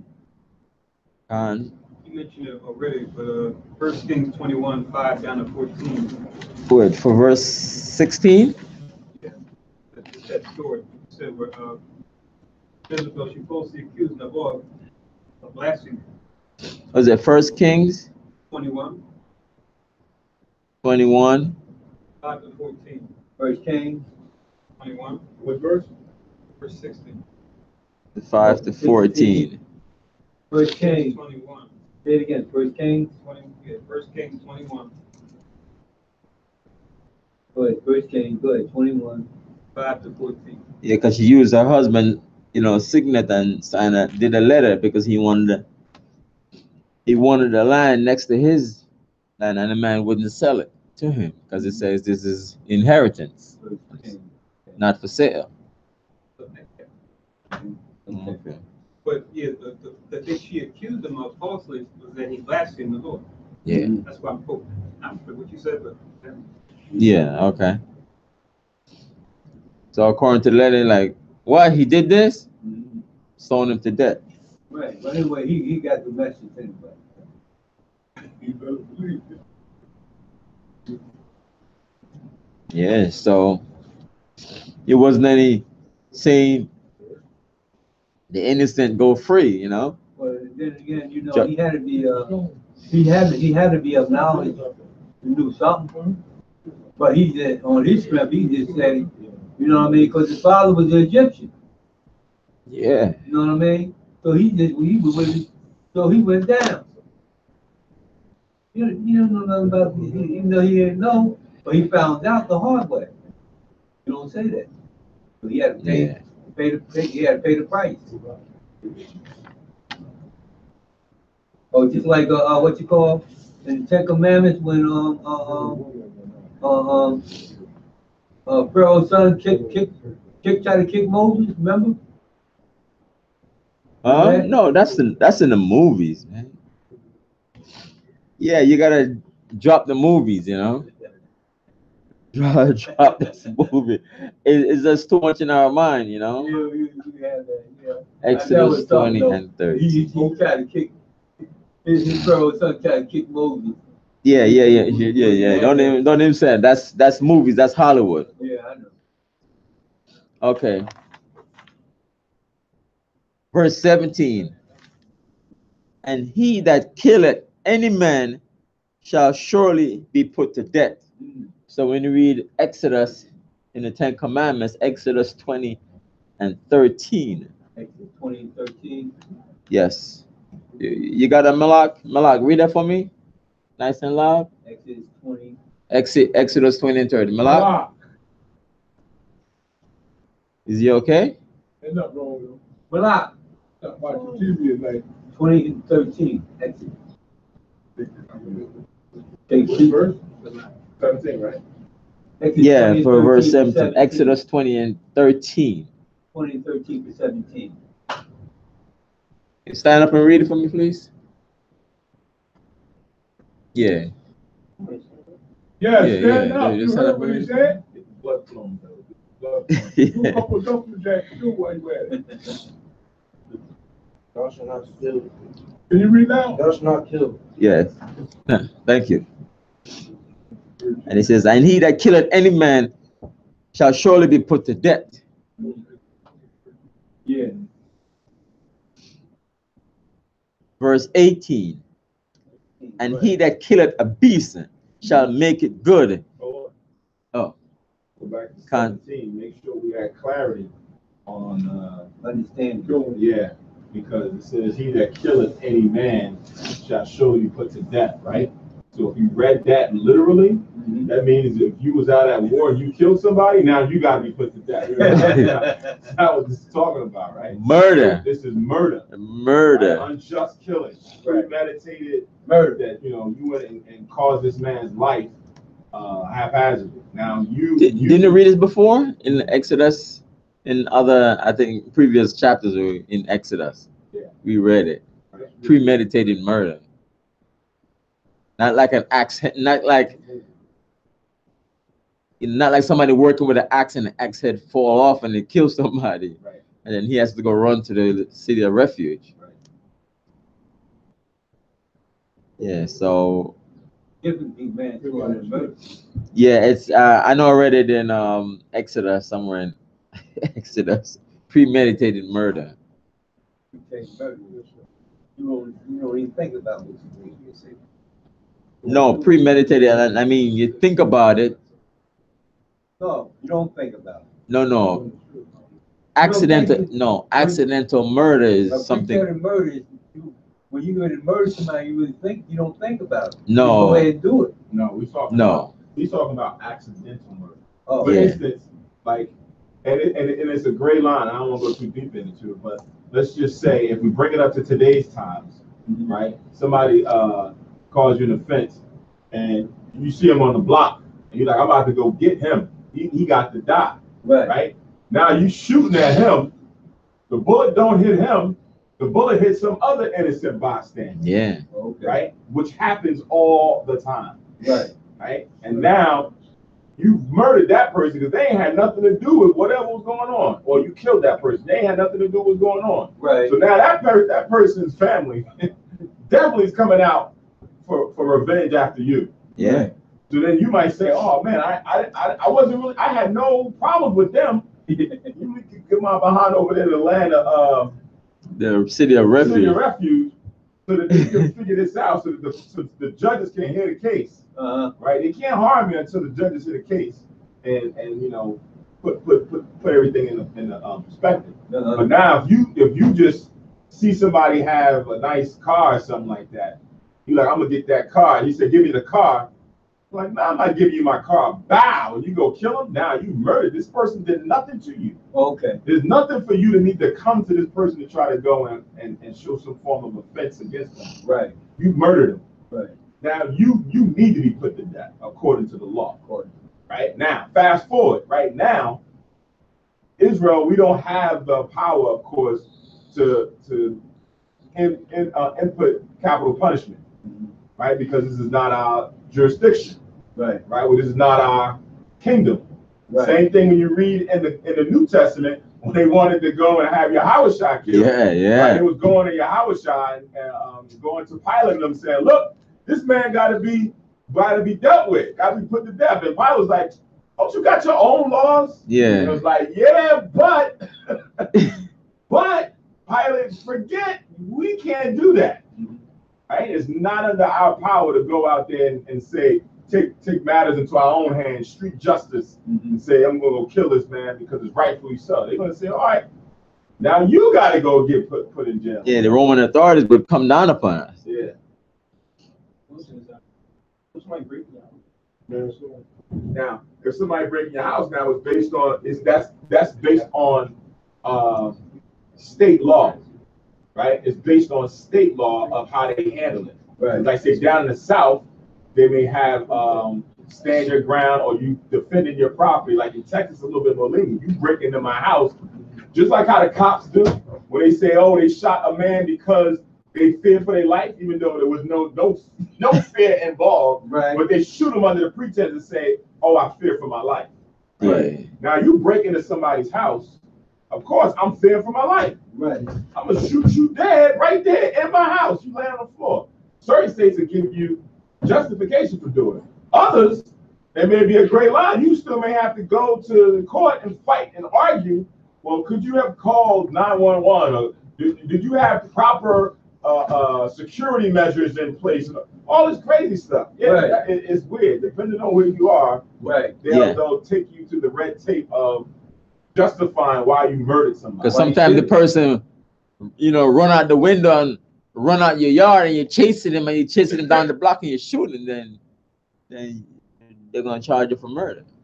Yeah. Because he's off your property and he's fleeing. Off your property. Yeah, because you can't shoot them in the back. I heard they got, even if they're in your house, they got to be facing you. Because if you shoot them in the back, that means that they was running away from you. So they trying to get away.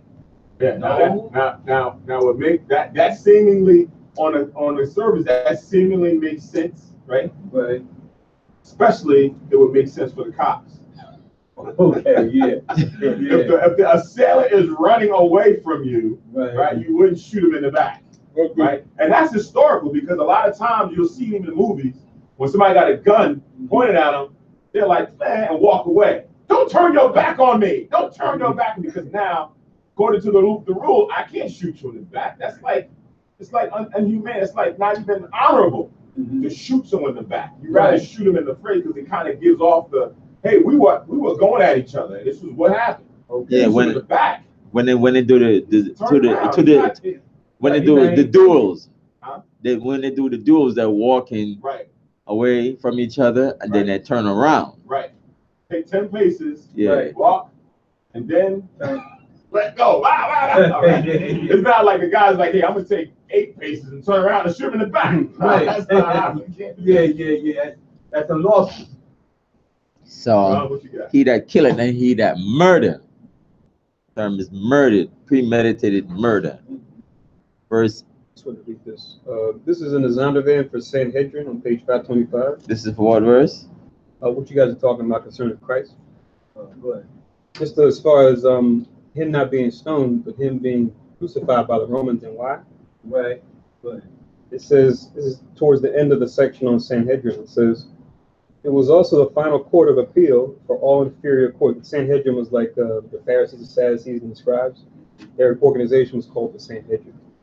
It came to be after the time of the Maccabees. It says, it was the final court of appeal for all inferior courts. It had the right of capital punishment until about 40 years before the destruction of Jerusalem. After that, it could still pass, but it could not execute a sentence of death without the confirmation of the Roman procurator or governor. That is why our Lord, referring to Christ, had to be tried not only before the Sanhedrin, but also before Pilate. It says John 18:31.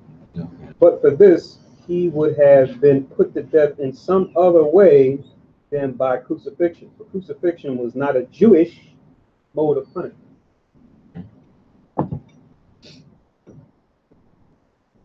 All right. But that's the way they did it. They crucified him, right? Yeah. So so when it That was, says, like you say, that was their form of punishment.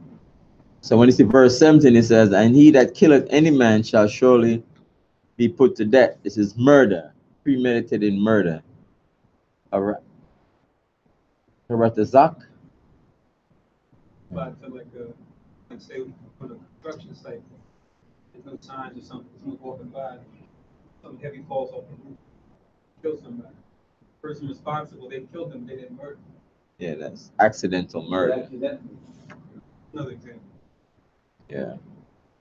The internet 22nd in South, on the 22nd and Market, where that place fell down. Right. They said the guy was half drunk, driving the ginger. You know what I mean? He was supposed to be doing his job, getting high, and hit the wrong beam. Did they say he was drunk? They was high. Oh, okay. You know what I mean? And knocked the beam down, not paying attention to what he was doing. The whole building fell down on people. Yeah, go on, people. Yeah. You got to make restitution for that. Yeah, they're going to do it. For verse 18, "And he that killeth a beast shall make it good, beast for beast." Sometimes, in Jamaica, where the people have their goats or whatever, herding, and if somebody come and, kill your beast, steal it or kill it for food or whatever, reason, they shall make it good. And then, you gotta, if somebody steal your beast from you and they give you a beast back for it, you gotta, restitution for that. You can't just kill it and that's it. You gotta make restitution. You gotta pay them back for it. Verse 19, "And if a man cause a blemish in his neighbor, as he had done, so shall it be done to him." So any kind of blemish, and I read it back in Exodus when we're reading it, blemish, this is a blemish in his neighbor, it gotta be done to him. What's the blemish, a mark? Yeah, any kind of mark, or this is somebody like, cut you or cause, any kind of markings or kind of hurt to you.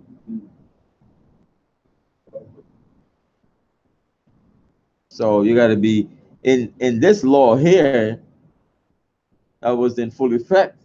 Any kind of blemish should be done to him. So people are going to be careful, what they do to each other. And verse 20, breach for breach, eye for eye, tooth for tooth, and he had caused a blemish in a man, so shall it be done to him again. So somebody knock out your eye, you gotta knock their eye out, knock out your tooth, you gotta knock their tooth out. So We're saying eye for eye. yeah, eye for an eye, a tooth for a tooth. So you don't want to just go out and do something to somebody because it's gonna happen to you. It's gonna be done to you. So even Christ talk about this too. That you shall turn the other cheek. Yeah. I don't think you Yeah. turn the other cheek. Yeah, break that down real quick. Yeah. No. We're not talking about that. No. When somebody smack you side of the face, you will turn the other cheek. We're about to go there now, man. That will make you angry. If they smack the other cheek, you turn it. Then they got no more cheek.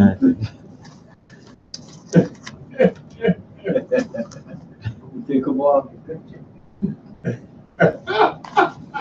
you ain't. Oh, okay. I see he ain't doing nothing, so I'm gonna smack his other cheek. Right. Right.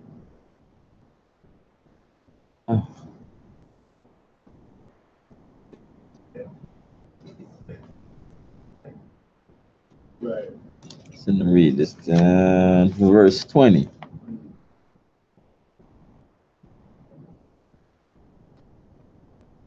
Matthew 5:38. Make up for 20. 38, 42. What is that, Matthew? Yeah, Matthew 5:38. Yeah, read it for me for that. Matthew, go ahead, say it again. 5:38. 5, 5th chapter, 38 verse. Yeah, read it for me. Okay.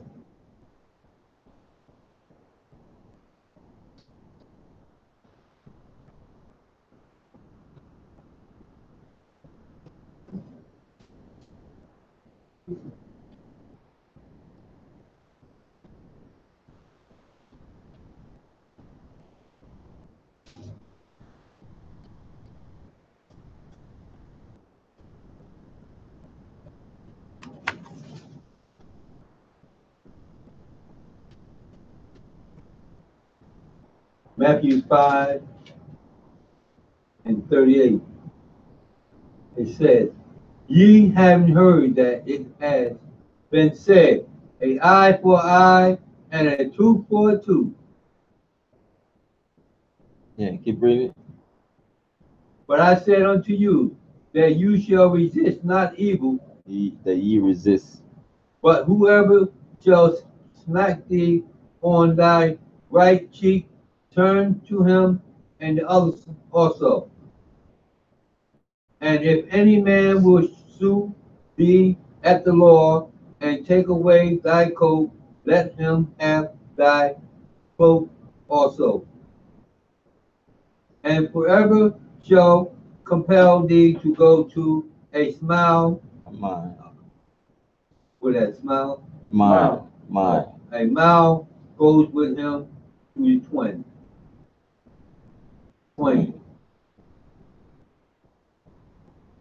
But yeah, you gotta break that down though. What? I'm ready. Oh, okay. Okay, see, go back this one. It says right here, turn him the other cheek. Right. You know, it says, you know, it's talking about the law here, an eye for an eye, a tooth for a tooth. You know, just like all the law says.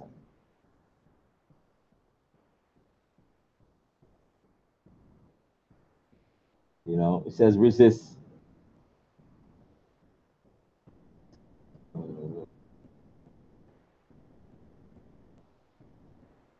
You give them, you know, grace, you know, for it. So you, instead of knocking each other eye out and burn for burn and cut for cut and all of that stuff, you know, it says resist not evil. Because even when Yahushua, you know, when they beat him and do all that stuff to him, Right. and he didn't resist it and try to fight them back and so on and so forth. He went through that. So you turn the other cheek, you know, you avoid all of this as much as possible. But you have a right to defend yourself. You're not going to stay there and let somebody beat you to a pulp. Right. You avoid these things. Try to. Yeah, you try to avoid it as much as possible. Khan Samat? Oh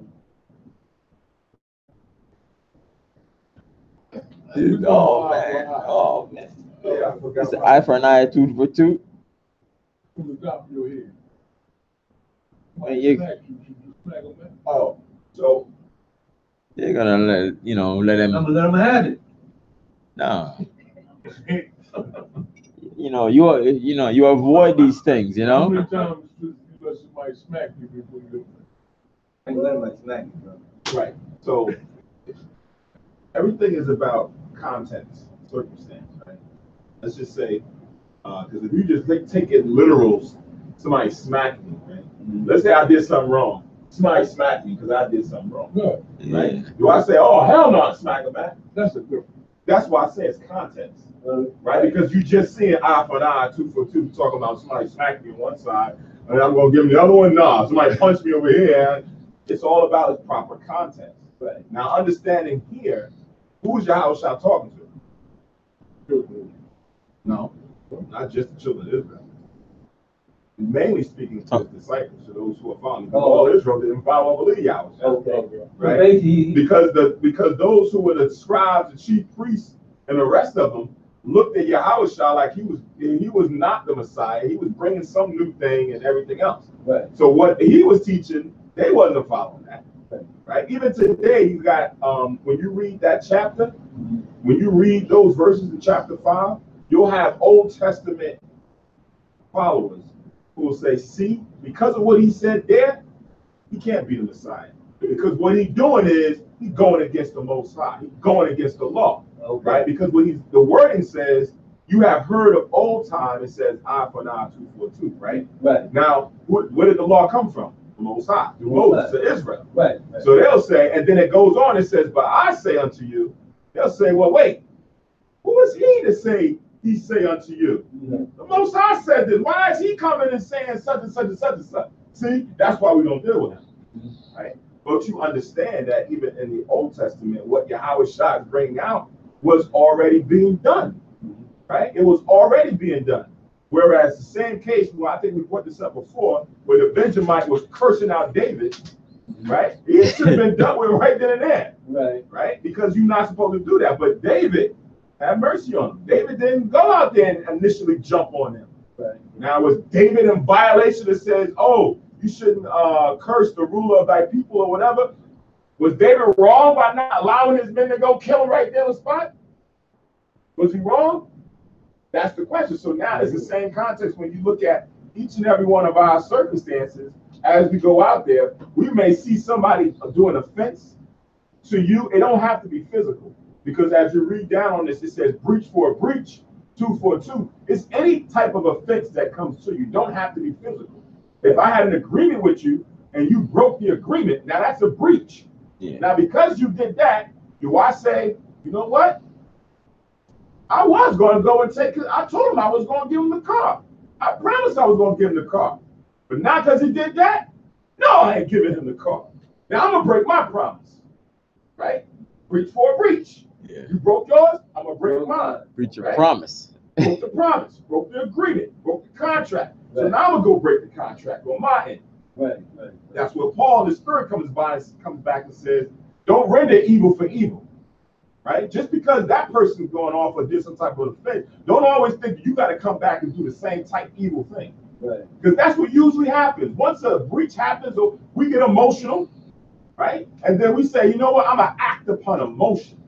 I heard somewhere, somebody said, I think it was to a song earlier, that society teaches us to feed off emotion, to think up with emotion, to judge with emotion, and not logic and reason. Not using your logic and reason. Not using logic and reason. We're taught to go off of emotion. We react off of emotion. Do it our own way. We think we exactly do it the right way, but it's wrong. So in this context, when we read what Yahushua is doing, he's kind of giving us the understanding about not only just mercy, because that's what it's leading to. As far as when we say giving the other cheek, it ain't talking about physics, because even on there, Nabiyah is a good person to bring out this as far as there's a good balance in the law, right? You got to have a balance, because it also says, be at peace with all men as much as lieth within you. So now this person keeps doing it. I done extended it to you right now. Nah, I'm not going to keep giving you opportunities. Right. I'm not going to keep extending my hand. I'm extending my hand. I'm forgiving you. You didn't even said it, but I'm forgiving you. Now you done it so many times. All right, I can't deal with that. Right. And that depends on based on where we are in our spirit, as far as for how much can we handle, how much patience and tolerance can you handle dealing with this situation before you remove yourself from it. Okay. Before you say, all right, nah, that's it, no more. Right. Now, again, I go back to who was Yahushua speaking to the disciples. Right. Because now they're the ones that's being groomed. They were the ones that's being taught and learned. Now, when you go out to Israel, you're going to have all kind of spirits out there. Right? Especially so now when we out there trying to teach a brother or a sister, and they cursing me the hell out. Talking about my mama and everything else, which has happened. Yeah. Yes, this has happened when you out there teaching. So now, because the person is cursing me out, talking about my mother's a whore and everything else, am I going to go stoop to the same level and say, you know what? Your mother's a whore and all this. So now I'm reacting off of emotion. Okay. I'm not supposed to react off emotion. I'm going to look at logic and say, you know what? Why did it that? This brother or sister is still in a dark state. They're still weak-minded. You know what? I'm going to pray for him or her, but I'm going to remove myself from that situation. I'm not going to deal with that. Okay. I could continue to try to deal with it and say, hey, bro, you know what? I ain't even going there with you. Hold on. Let me talk to you. He's still cussing me the hell out. Hold on. Da, da, da, da. But until it gets to a certain point, I say, all right, you know what? We're not going to get nowhere right here because you keep going where you're going, and I don't want to go there. So I just remove myself from it and leave it alone. Right? Yeah, even sometimes, with the camera, somebody, and they're wilding out there, you end up wilding out, and it's like, brother, step down for the side and let me come up and deal with the person. Because we know we're dealing with weak mind. When I say weak, I'm not talking about I'm talking about we dealing with brothers and sisters within Israel who are weak in the spirit. Right. They're not on the level in the spirit according to the scriptures. Right. They're weak according to how we live in the world. Now, even dealing with the heathen, this principle still applies to a certain degree. Certain is the operative word here, because we still have to hold ourselves up to a certain standard in the eyes of everybody. Right. Now, you may not have the same care and consideration for what the heathen come at you with. You may be more lenient, more tolerable to say, you know what? I ain't got the same level of patience that I got for my people, with them. However, I'm still going to operate at a certain standard because I know I'm being watched by everybody. I don't want to bring no offense to the ministry or to the church, so I'm going to still conduct myself in a certain manner. Whereas in old times, if you go by how we operate out in the world, we'd be like savages. We just be wilding out at each other all day long. And if the cops come and see you guys fighting, it's like, you will have trouble. Lock the both of them up. Right. We don't know who's who or whatever. Right. So there's tactics on how to deal with people. There's ways on how you deal with Israel, and there's ways and tactics on how you deal with the heathen. Right. I may have less emotion to deal with. I think we were talking about this at the High Holy Day, and we were talking about with Quan and how you deal with certain things. I was like, nah, I can't operate that way, because if it's me, because I don't have that level of, it's hard for me to have that level of patience for them that I will have with my people. Yeah, I remember. And I'm a talk real trash. Like my language is not going to be on the same level of what they're saying. I'm going to go above and beyond, and I'm going to just lose off. So I don't want to even deal with it. I don't even want to go down that path. Right? So again, it's not being a punk. It's not saying, yeah, you punch me in the face. Here's my other side. Punch me in that face, and I'm just going to walk away. That's how it reads, but that's not what it's talking about. That's what it means. That ain't what it means. And that's what it means, man. Like you said. Yeah. People think that, like you said, people think that Christ said he was breaking the law, going against what Scripture said, but that's why he said what? The two great commandments are what? Love the Most High, our heart, soul, and mind, and the second, love thy neighbor as thyself. That's all Christ is doing here in Matthew 5. He's saying, look, we go in and say, yeah, I'm going to take his eye from my eye. Say to yourself, like you said, look at the situation. Look at the person, look at their level of understanding or lack thereof. Say, man, what would I do if I was that ignorant? Somebody was, and I was coming out of my mouth crazy, I had no idea what I was doing was wrong. How would I want someone to deal with me? Right. So that law, is set up on a high level so that you can show that mercy. The whole idea is put yourself in their shoes. And like you say, even dealing with the heathen, say, okay, if I was a heathen not knowing God, what would I say and do?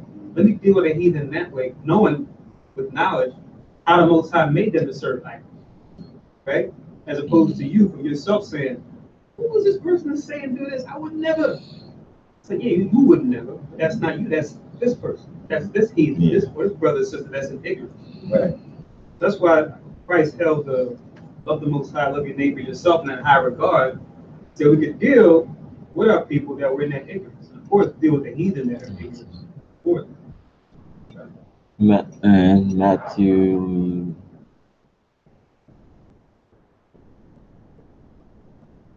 Matthew 18, verse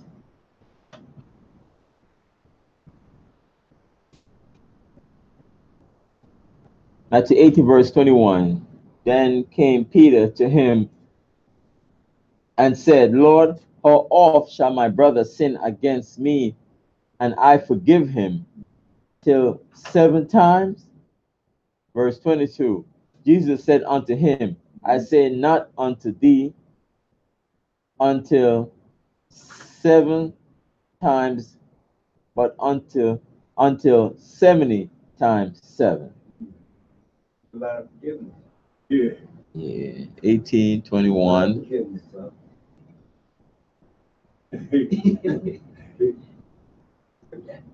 22.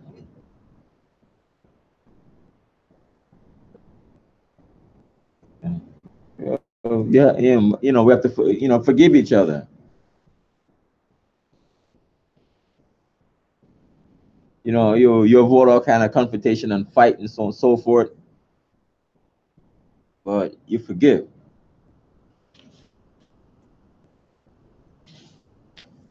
What's the Rick Ross film?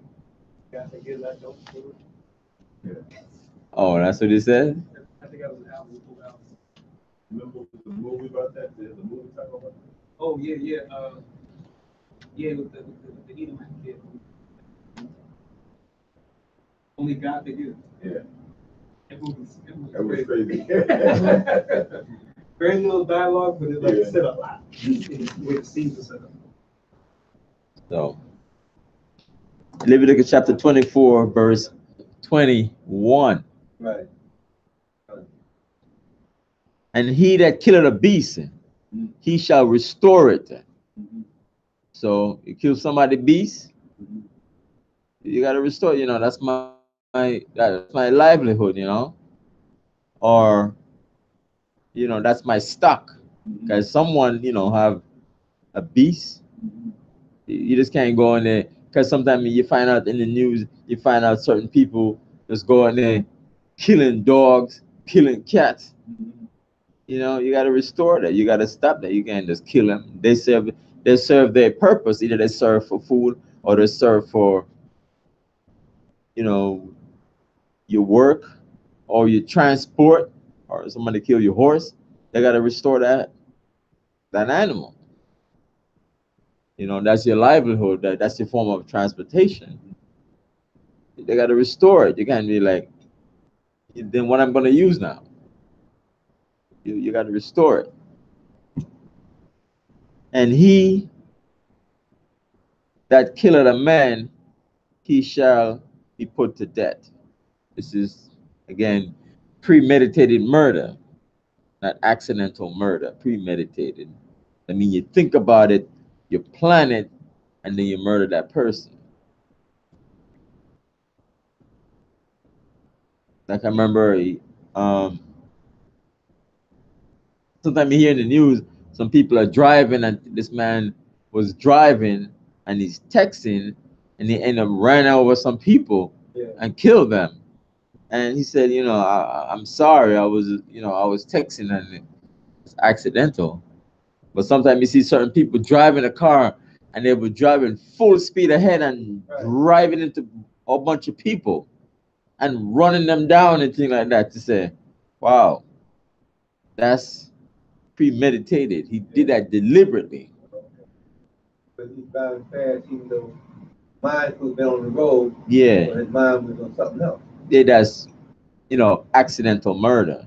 But sometimes in the news, you see them just full speed, driving on the sidewalk and just running people down and try to escape into things, or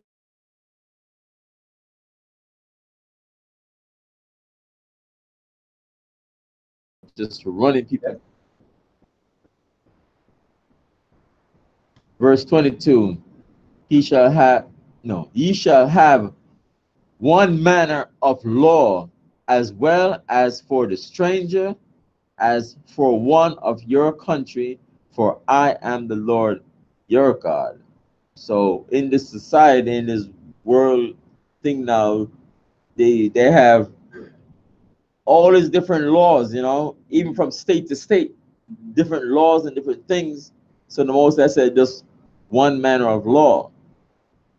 Because sometimes people may do certain things in a certain country, and because of the person's status or you know, rich, you know, whatever, so on and so forth. And I'm like, he got like 10 lawyers, you know, right, Malak? He got like 10 lawyers or whatever, so on and so forth. And he get off because of his status or because he has his money, and he gets off scot-free. But here, the most I say one manner of law. Sometimes, you know, you find out here a certain state that you could cross the street in the middle of the street, you know, looking out for traffic, and then you cross. But I heard that certain states or whatever, you jaywalk, they can give you a ticket.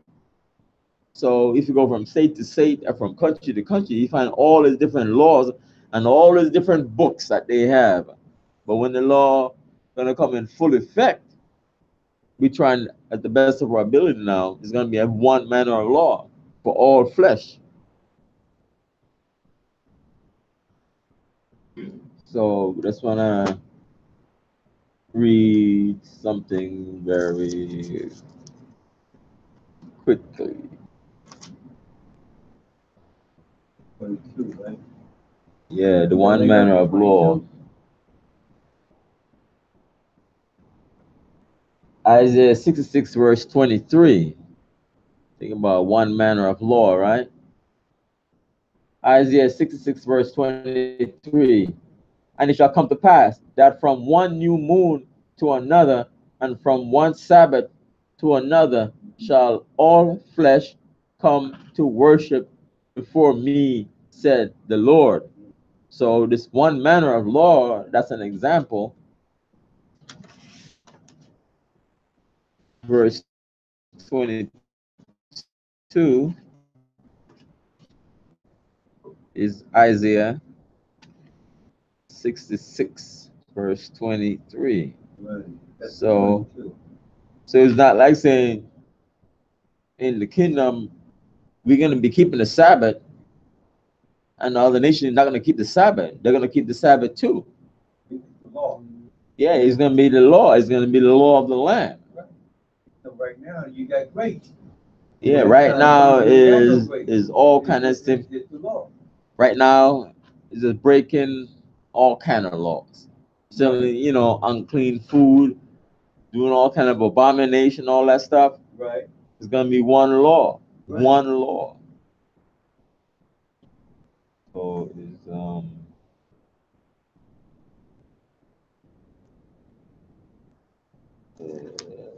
I see. Isaiah 2 and 2. Isaiah 2 and 2. Yeah. Yeah, read it for me, Patop. Okay. They're gonna link up with 22 again? Or 23? Yeah, 22. Okay.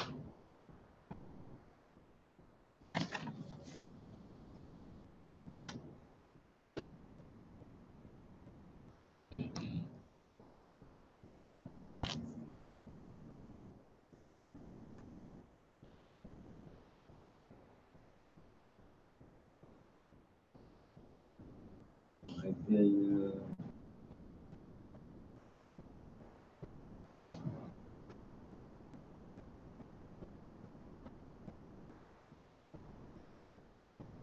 Isaiah 2 and 2. It speaks. It shall come to pass Shall come. in the last days that the mountain of the Lord house shall be established in the top of the mountain, and shall be exalted by the hills, and all Above the nations hills. shall flow unto it. So yeah, let me just read it.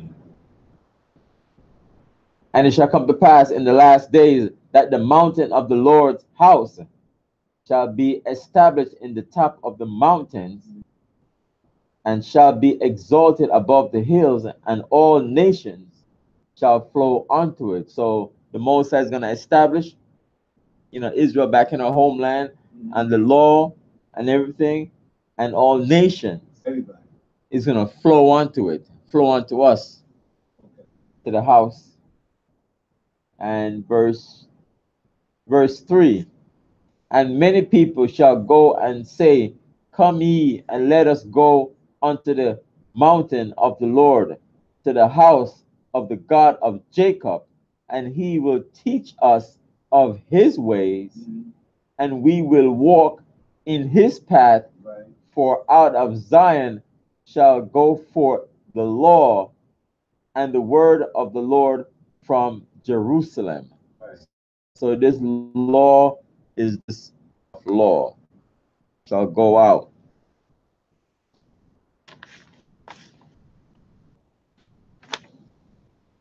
So that's 22. One manner of law. So when you read the law, we're gonna read the law books. Even back in the days, here from state to state, they used to commit a crime from one state and run to another state, and they can't pursue them. And they used to like, oh yeah, so they wanted in this state, and the other state can't do it, and they can't do extradition.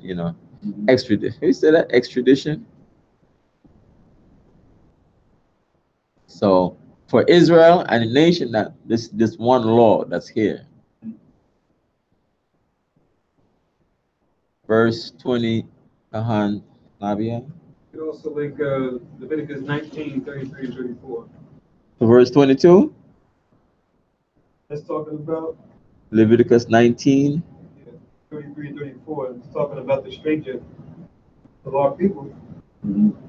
Just because they may not have like a inheritance, one of the tribes, you want to vex them or deal with them because they want to go. Yeah, read it for me. Excellent, Leviticus. So the stranger wasn't talking about a heathen, the stranger was talking about your people just didn't live in their country. Right. Leviticus 19. 33, 34. Leviticus 19:33, and if a stranger sojourn with thee in your land, ye shall not vex him. The stranger that dwelleth with you shall be unto you as one born among you. Thou shalt love him as thyself. You were strangers in the land of Egypt. I am Yahweh your God. Well, the last part, those that all was there. We're saying the strangers in 22 is Israel. 1933.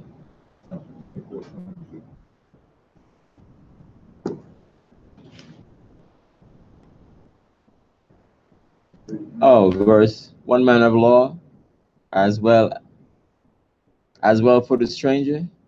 Oh, see, Yeah. the last precept Yeah. of 34. As for one of your own country. Because it refers to you being in Egypt, and we know we were Egyptians. So, well, this stranger here will be like other nation. Verse 22.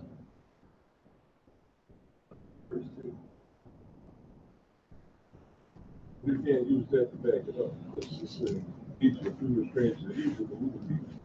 I mean, they were Egypt, we were Israel. Yeah, it says as well for the stranger. Yep. I know sometimes they say the stranger will be Israel, but as far as I think, the stranger is the other nation. Yeah, you would specify it. Because one would say that the law is going to be for everybody, right? Even for those who did dwell amongst us. Right? So like if somebody came that was a Moabite and they wanted to come and dwell in Israel, they came, I don't know, for whatever reason they came to Israel, trade, do such and such. The law would apply to them as well. Example, right? We shouldn't be trading on the Sabbath. Yeah. Right? We wouldn't say, okay, yeah, well, it's only for Israel, but in Jerusalem, we will allow all Moabites to open up their shops and trade in Jerusalem. No, also going to apply to them too. Right? Yeah. Nehemiah said that, right? Even though they don't follow it, but it's still going to fly. No, but this is within. This is for us. Like if somebody, that's like somebody come in your house, right? And you got a rule that everybody take their shoes off, right? In my house, when you walking around, you ain't gonna have your sneakers on in my house. Now, a visitor comes that's not a part of your house. You're going to say, well, since you're not a part of my house, you can walk around with your dirty shoes in my house. No. You got to take off your shoes in my house. Same way. Same thing, right? Now, in my house, that chair, that's my chair. Right. Nobody else sits in that chair but me, right? Yeah. My family know that. Right. And you can't sit in my chair. Right. Right? But now if I made a rule that said the only one who can sit in that chair is me and my wife. Okay. Right? Now my children can't sit there, but my wife can sit there. Okay. And then you as a guest, you can't sit there. Right. Right? So the way I view it is that the law, the Most High creates the law that it covers everything. It covers saying, hey, you can't eat it, give it to the heathen. Right? So if a heathen came to your house and you didn't have no food, you was like, well, damn, the doggone meat, that animal died of itself. And that's all we got left. We'll give it to them. Hey, the law said it, and then they would understand it. Right. Right? Yeah. I think right now it's like we kind of have an indirect understanding that we get the bad meat, they get the good meat. Yeah, we sure get the bad meat in the neighborhood. Yeah, we get the bad meat in the neighborhood. We understand it, right? Right. Still eat it. Yeah. Yeah. Still eat it. Yeah, we think we're getting the good meat. Yeah. The only time when certain things happen, they find some E. coli break out and then they want to recall the meat and so on and so forth. But yeah, that's when you really know. something break out, then they would like kind of recall it. But a lot of times the food is eaten already, you know. Yeah. Yeah. When something happens, that's when they know that's when they call it back. When something happens to it or anybody. Yeah. I don't know if the Quan is still on the is the Quan still on? Is the Kwame Lock? Are you still on the line? No, he's not on the line. He's not on the line. I was not. Yeah, I just want to read Nehemiah 13 and verse 20. Nehemiah. Is it 13? Oops.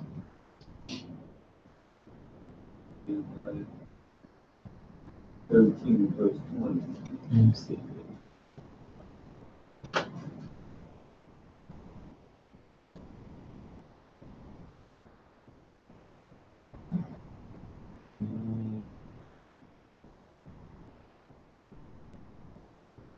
Yeah, it's coming down.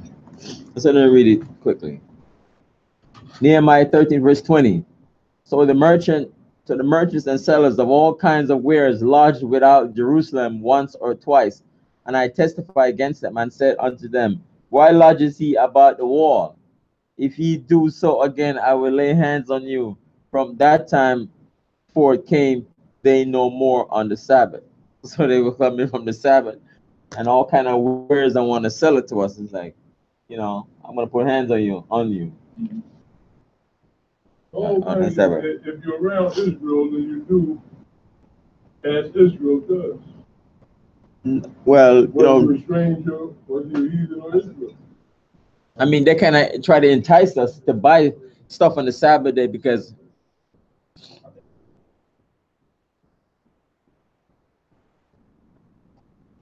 I mean, you definitely want to do what Israel's doing. Like, you got to follow our laws if you're around us. yeah, whether but these of us or whether you're a stranger, you still gonna follow our laws. yeah, but these they were coming with wares, you know, outside Right. of the wall. Laws, so he had to put his foot down. Yeah, so it's because some of our people just by even passing by, we looking, right. You know, we're looking. The weak of us is gonna follow them. No, it's gonna look at these wares that maybe, you know, wow. Might try to buy something. Yeah, trying to look, so, you know, window shopping or whatever, you know, so like we're not get out of here. You want our land? Get out of here. Yeah, you know, on the Sabbath day. Private law. Why we say private property?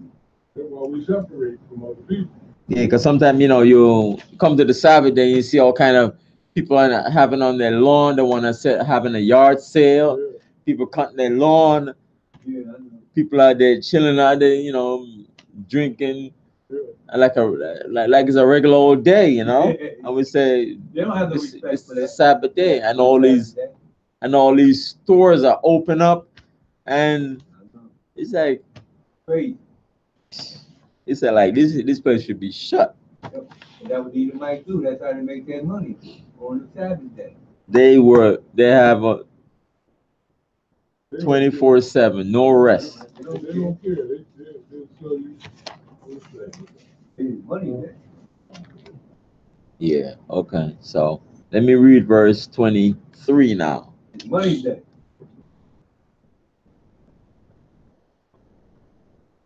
That was Nehemiah 13 and 20 Okay. and 21. Yeah, well, you have no for 21. No, that for 22, Nehemiah 13, 20 and 21. So verse 23 now. And Moses spake to the children of Israel that they should bring forth him that had cursed out of the camp. The same thing again? Yes. Stone him. They stone him again. No. No. It's just a repeated. No, in the previous one that we read, they had them in ward, and then they had to go and ask of the Most High what to do. The Most High told them what to do. They didn't do it when we read it earlier. They just got the instruction. Oh, okay. Now they're going out and they're executing what the Most Oh, High okay. told them. Oh, that's what happened. Yeah, so verse 23 now, they're going to execute the judgment. Okay. I thought he did it twice.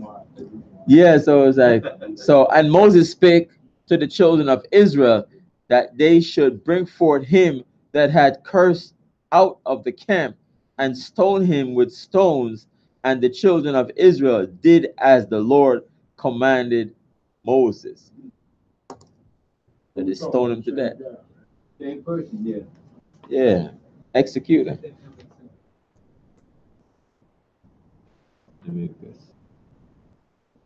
For the first time, they just got the information. Now they went to, now they good, now they doing it. Yeah. So execute him. So that was Leviticus chapter 24. Right. We're going to take a half an hour break. Come back at 1:40.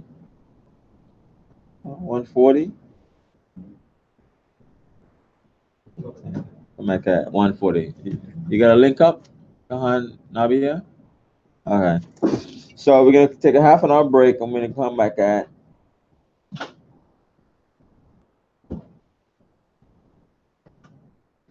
1:40. Shalom, Israel. I know it's the Sabbath and we still can't cook anything or heat up anything. Right. Or we're doing our own pleasures on the Sabbath day. Shalom. Shalom.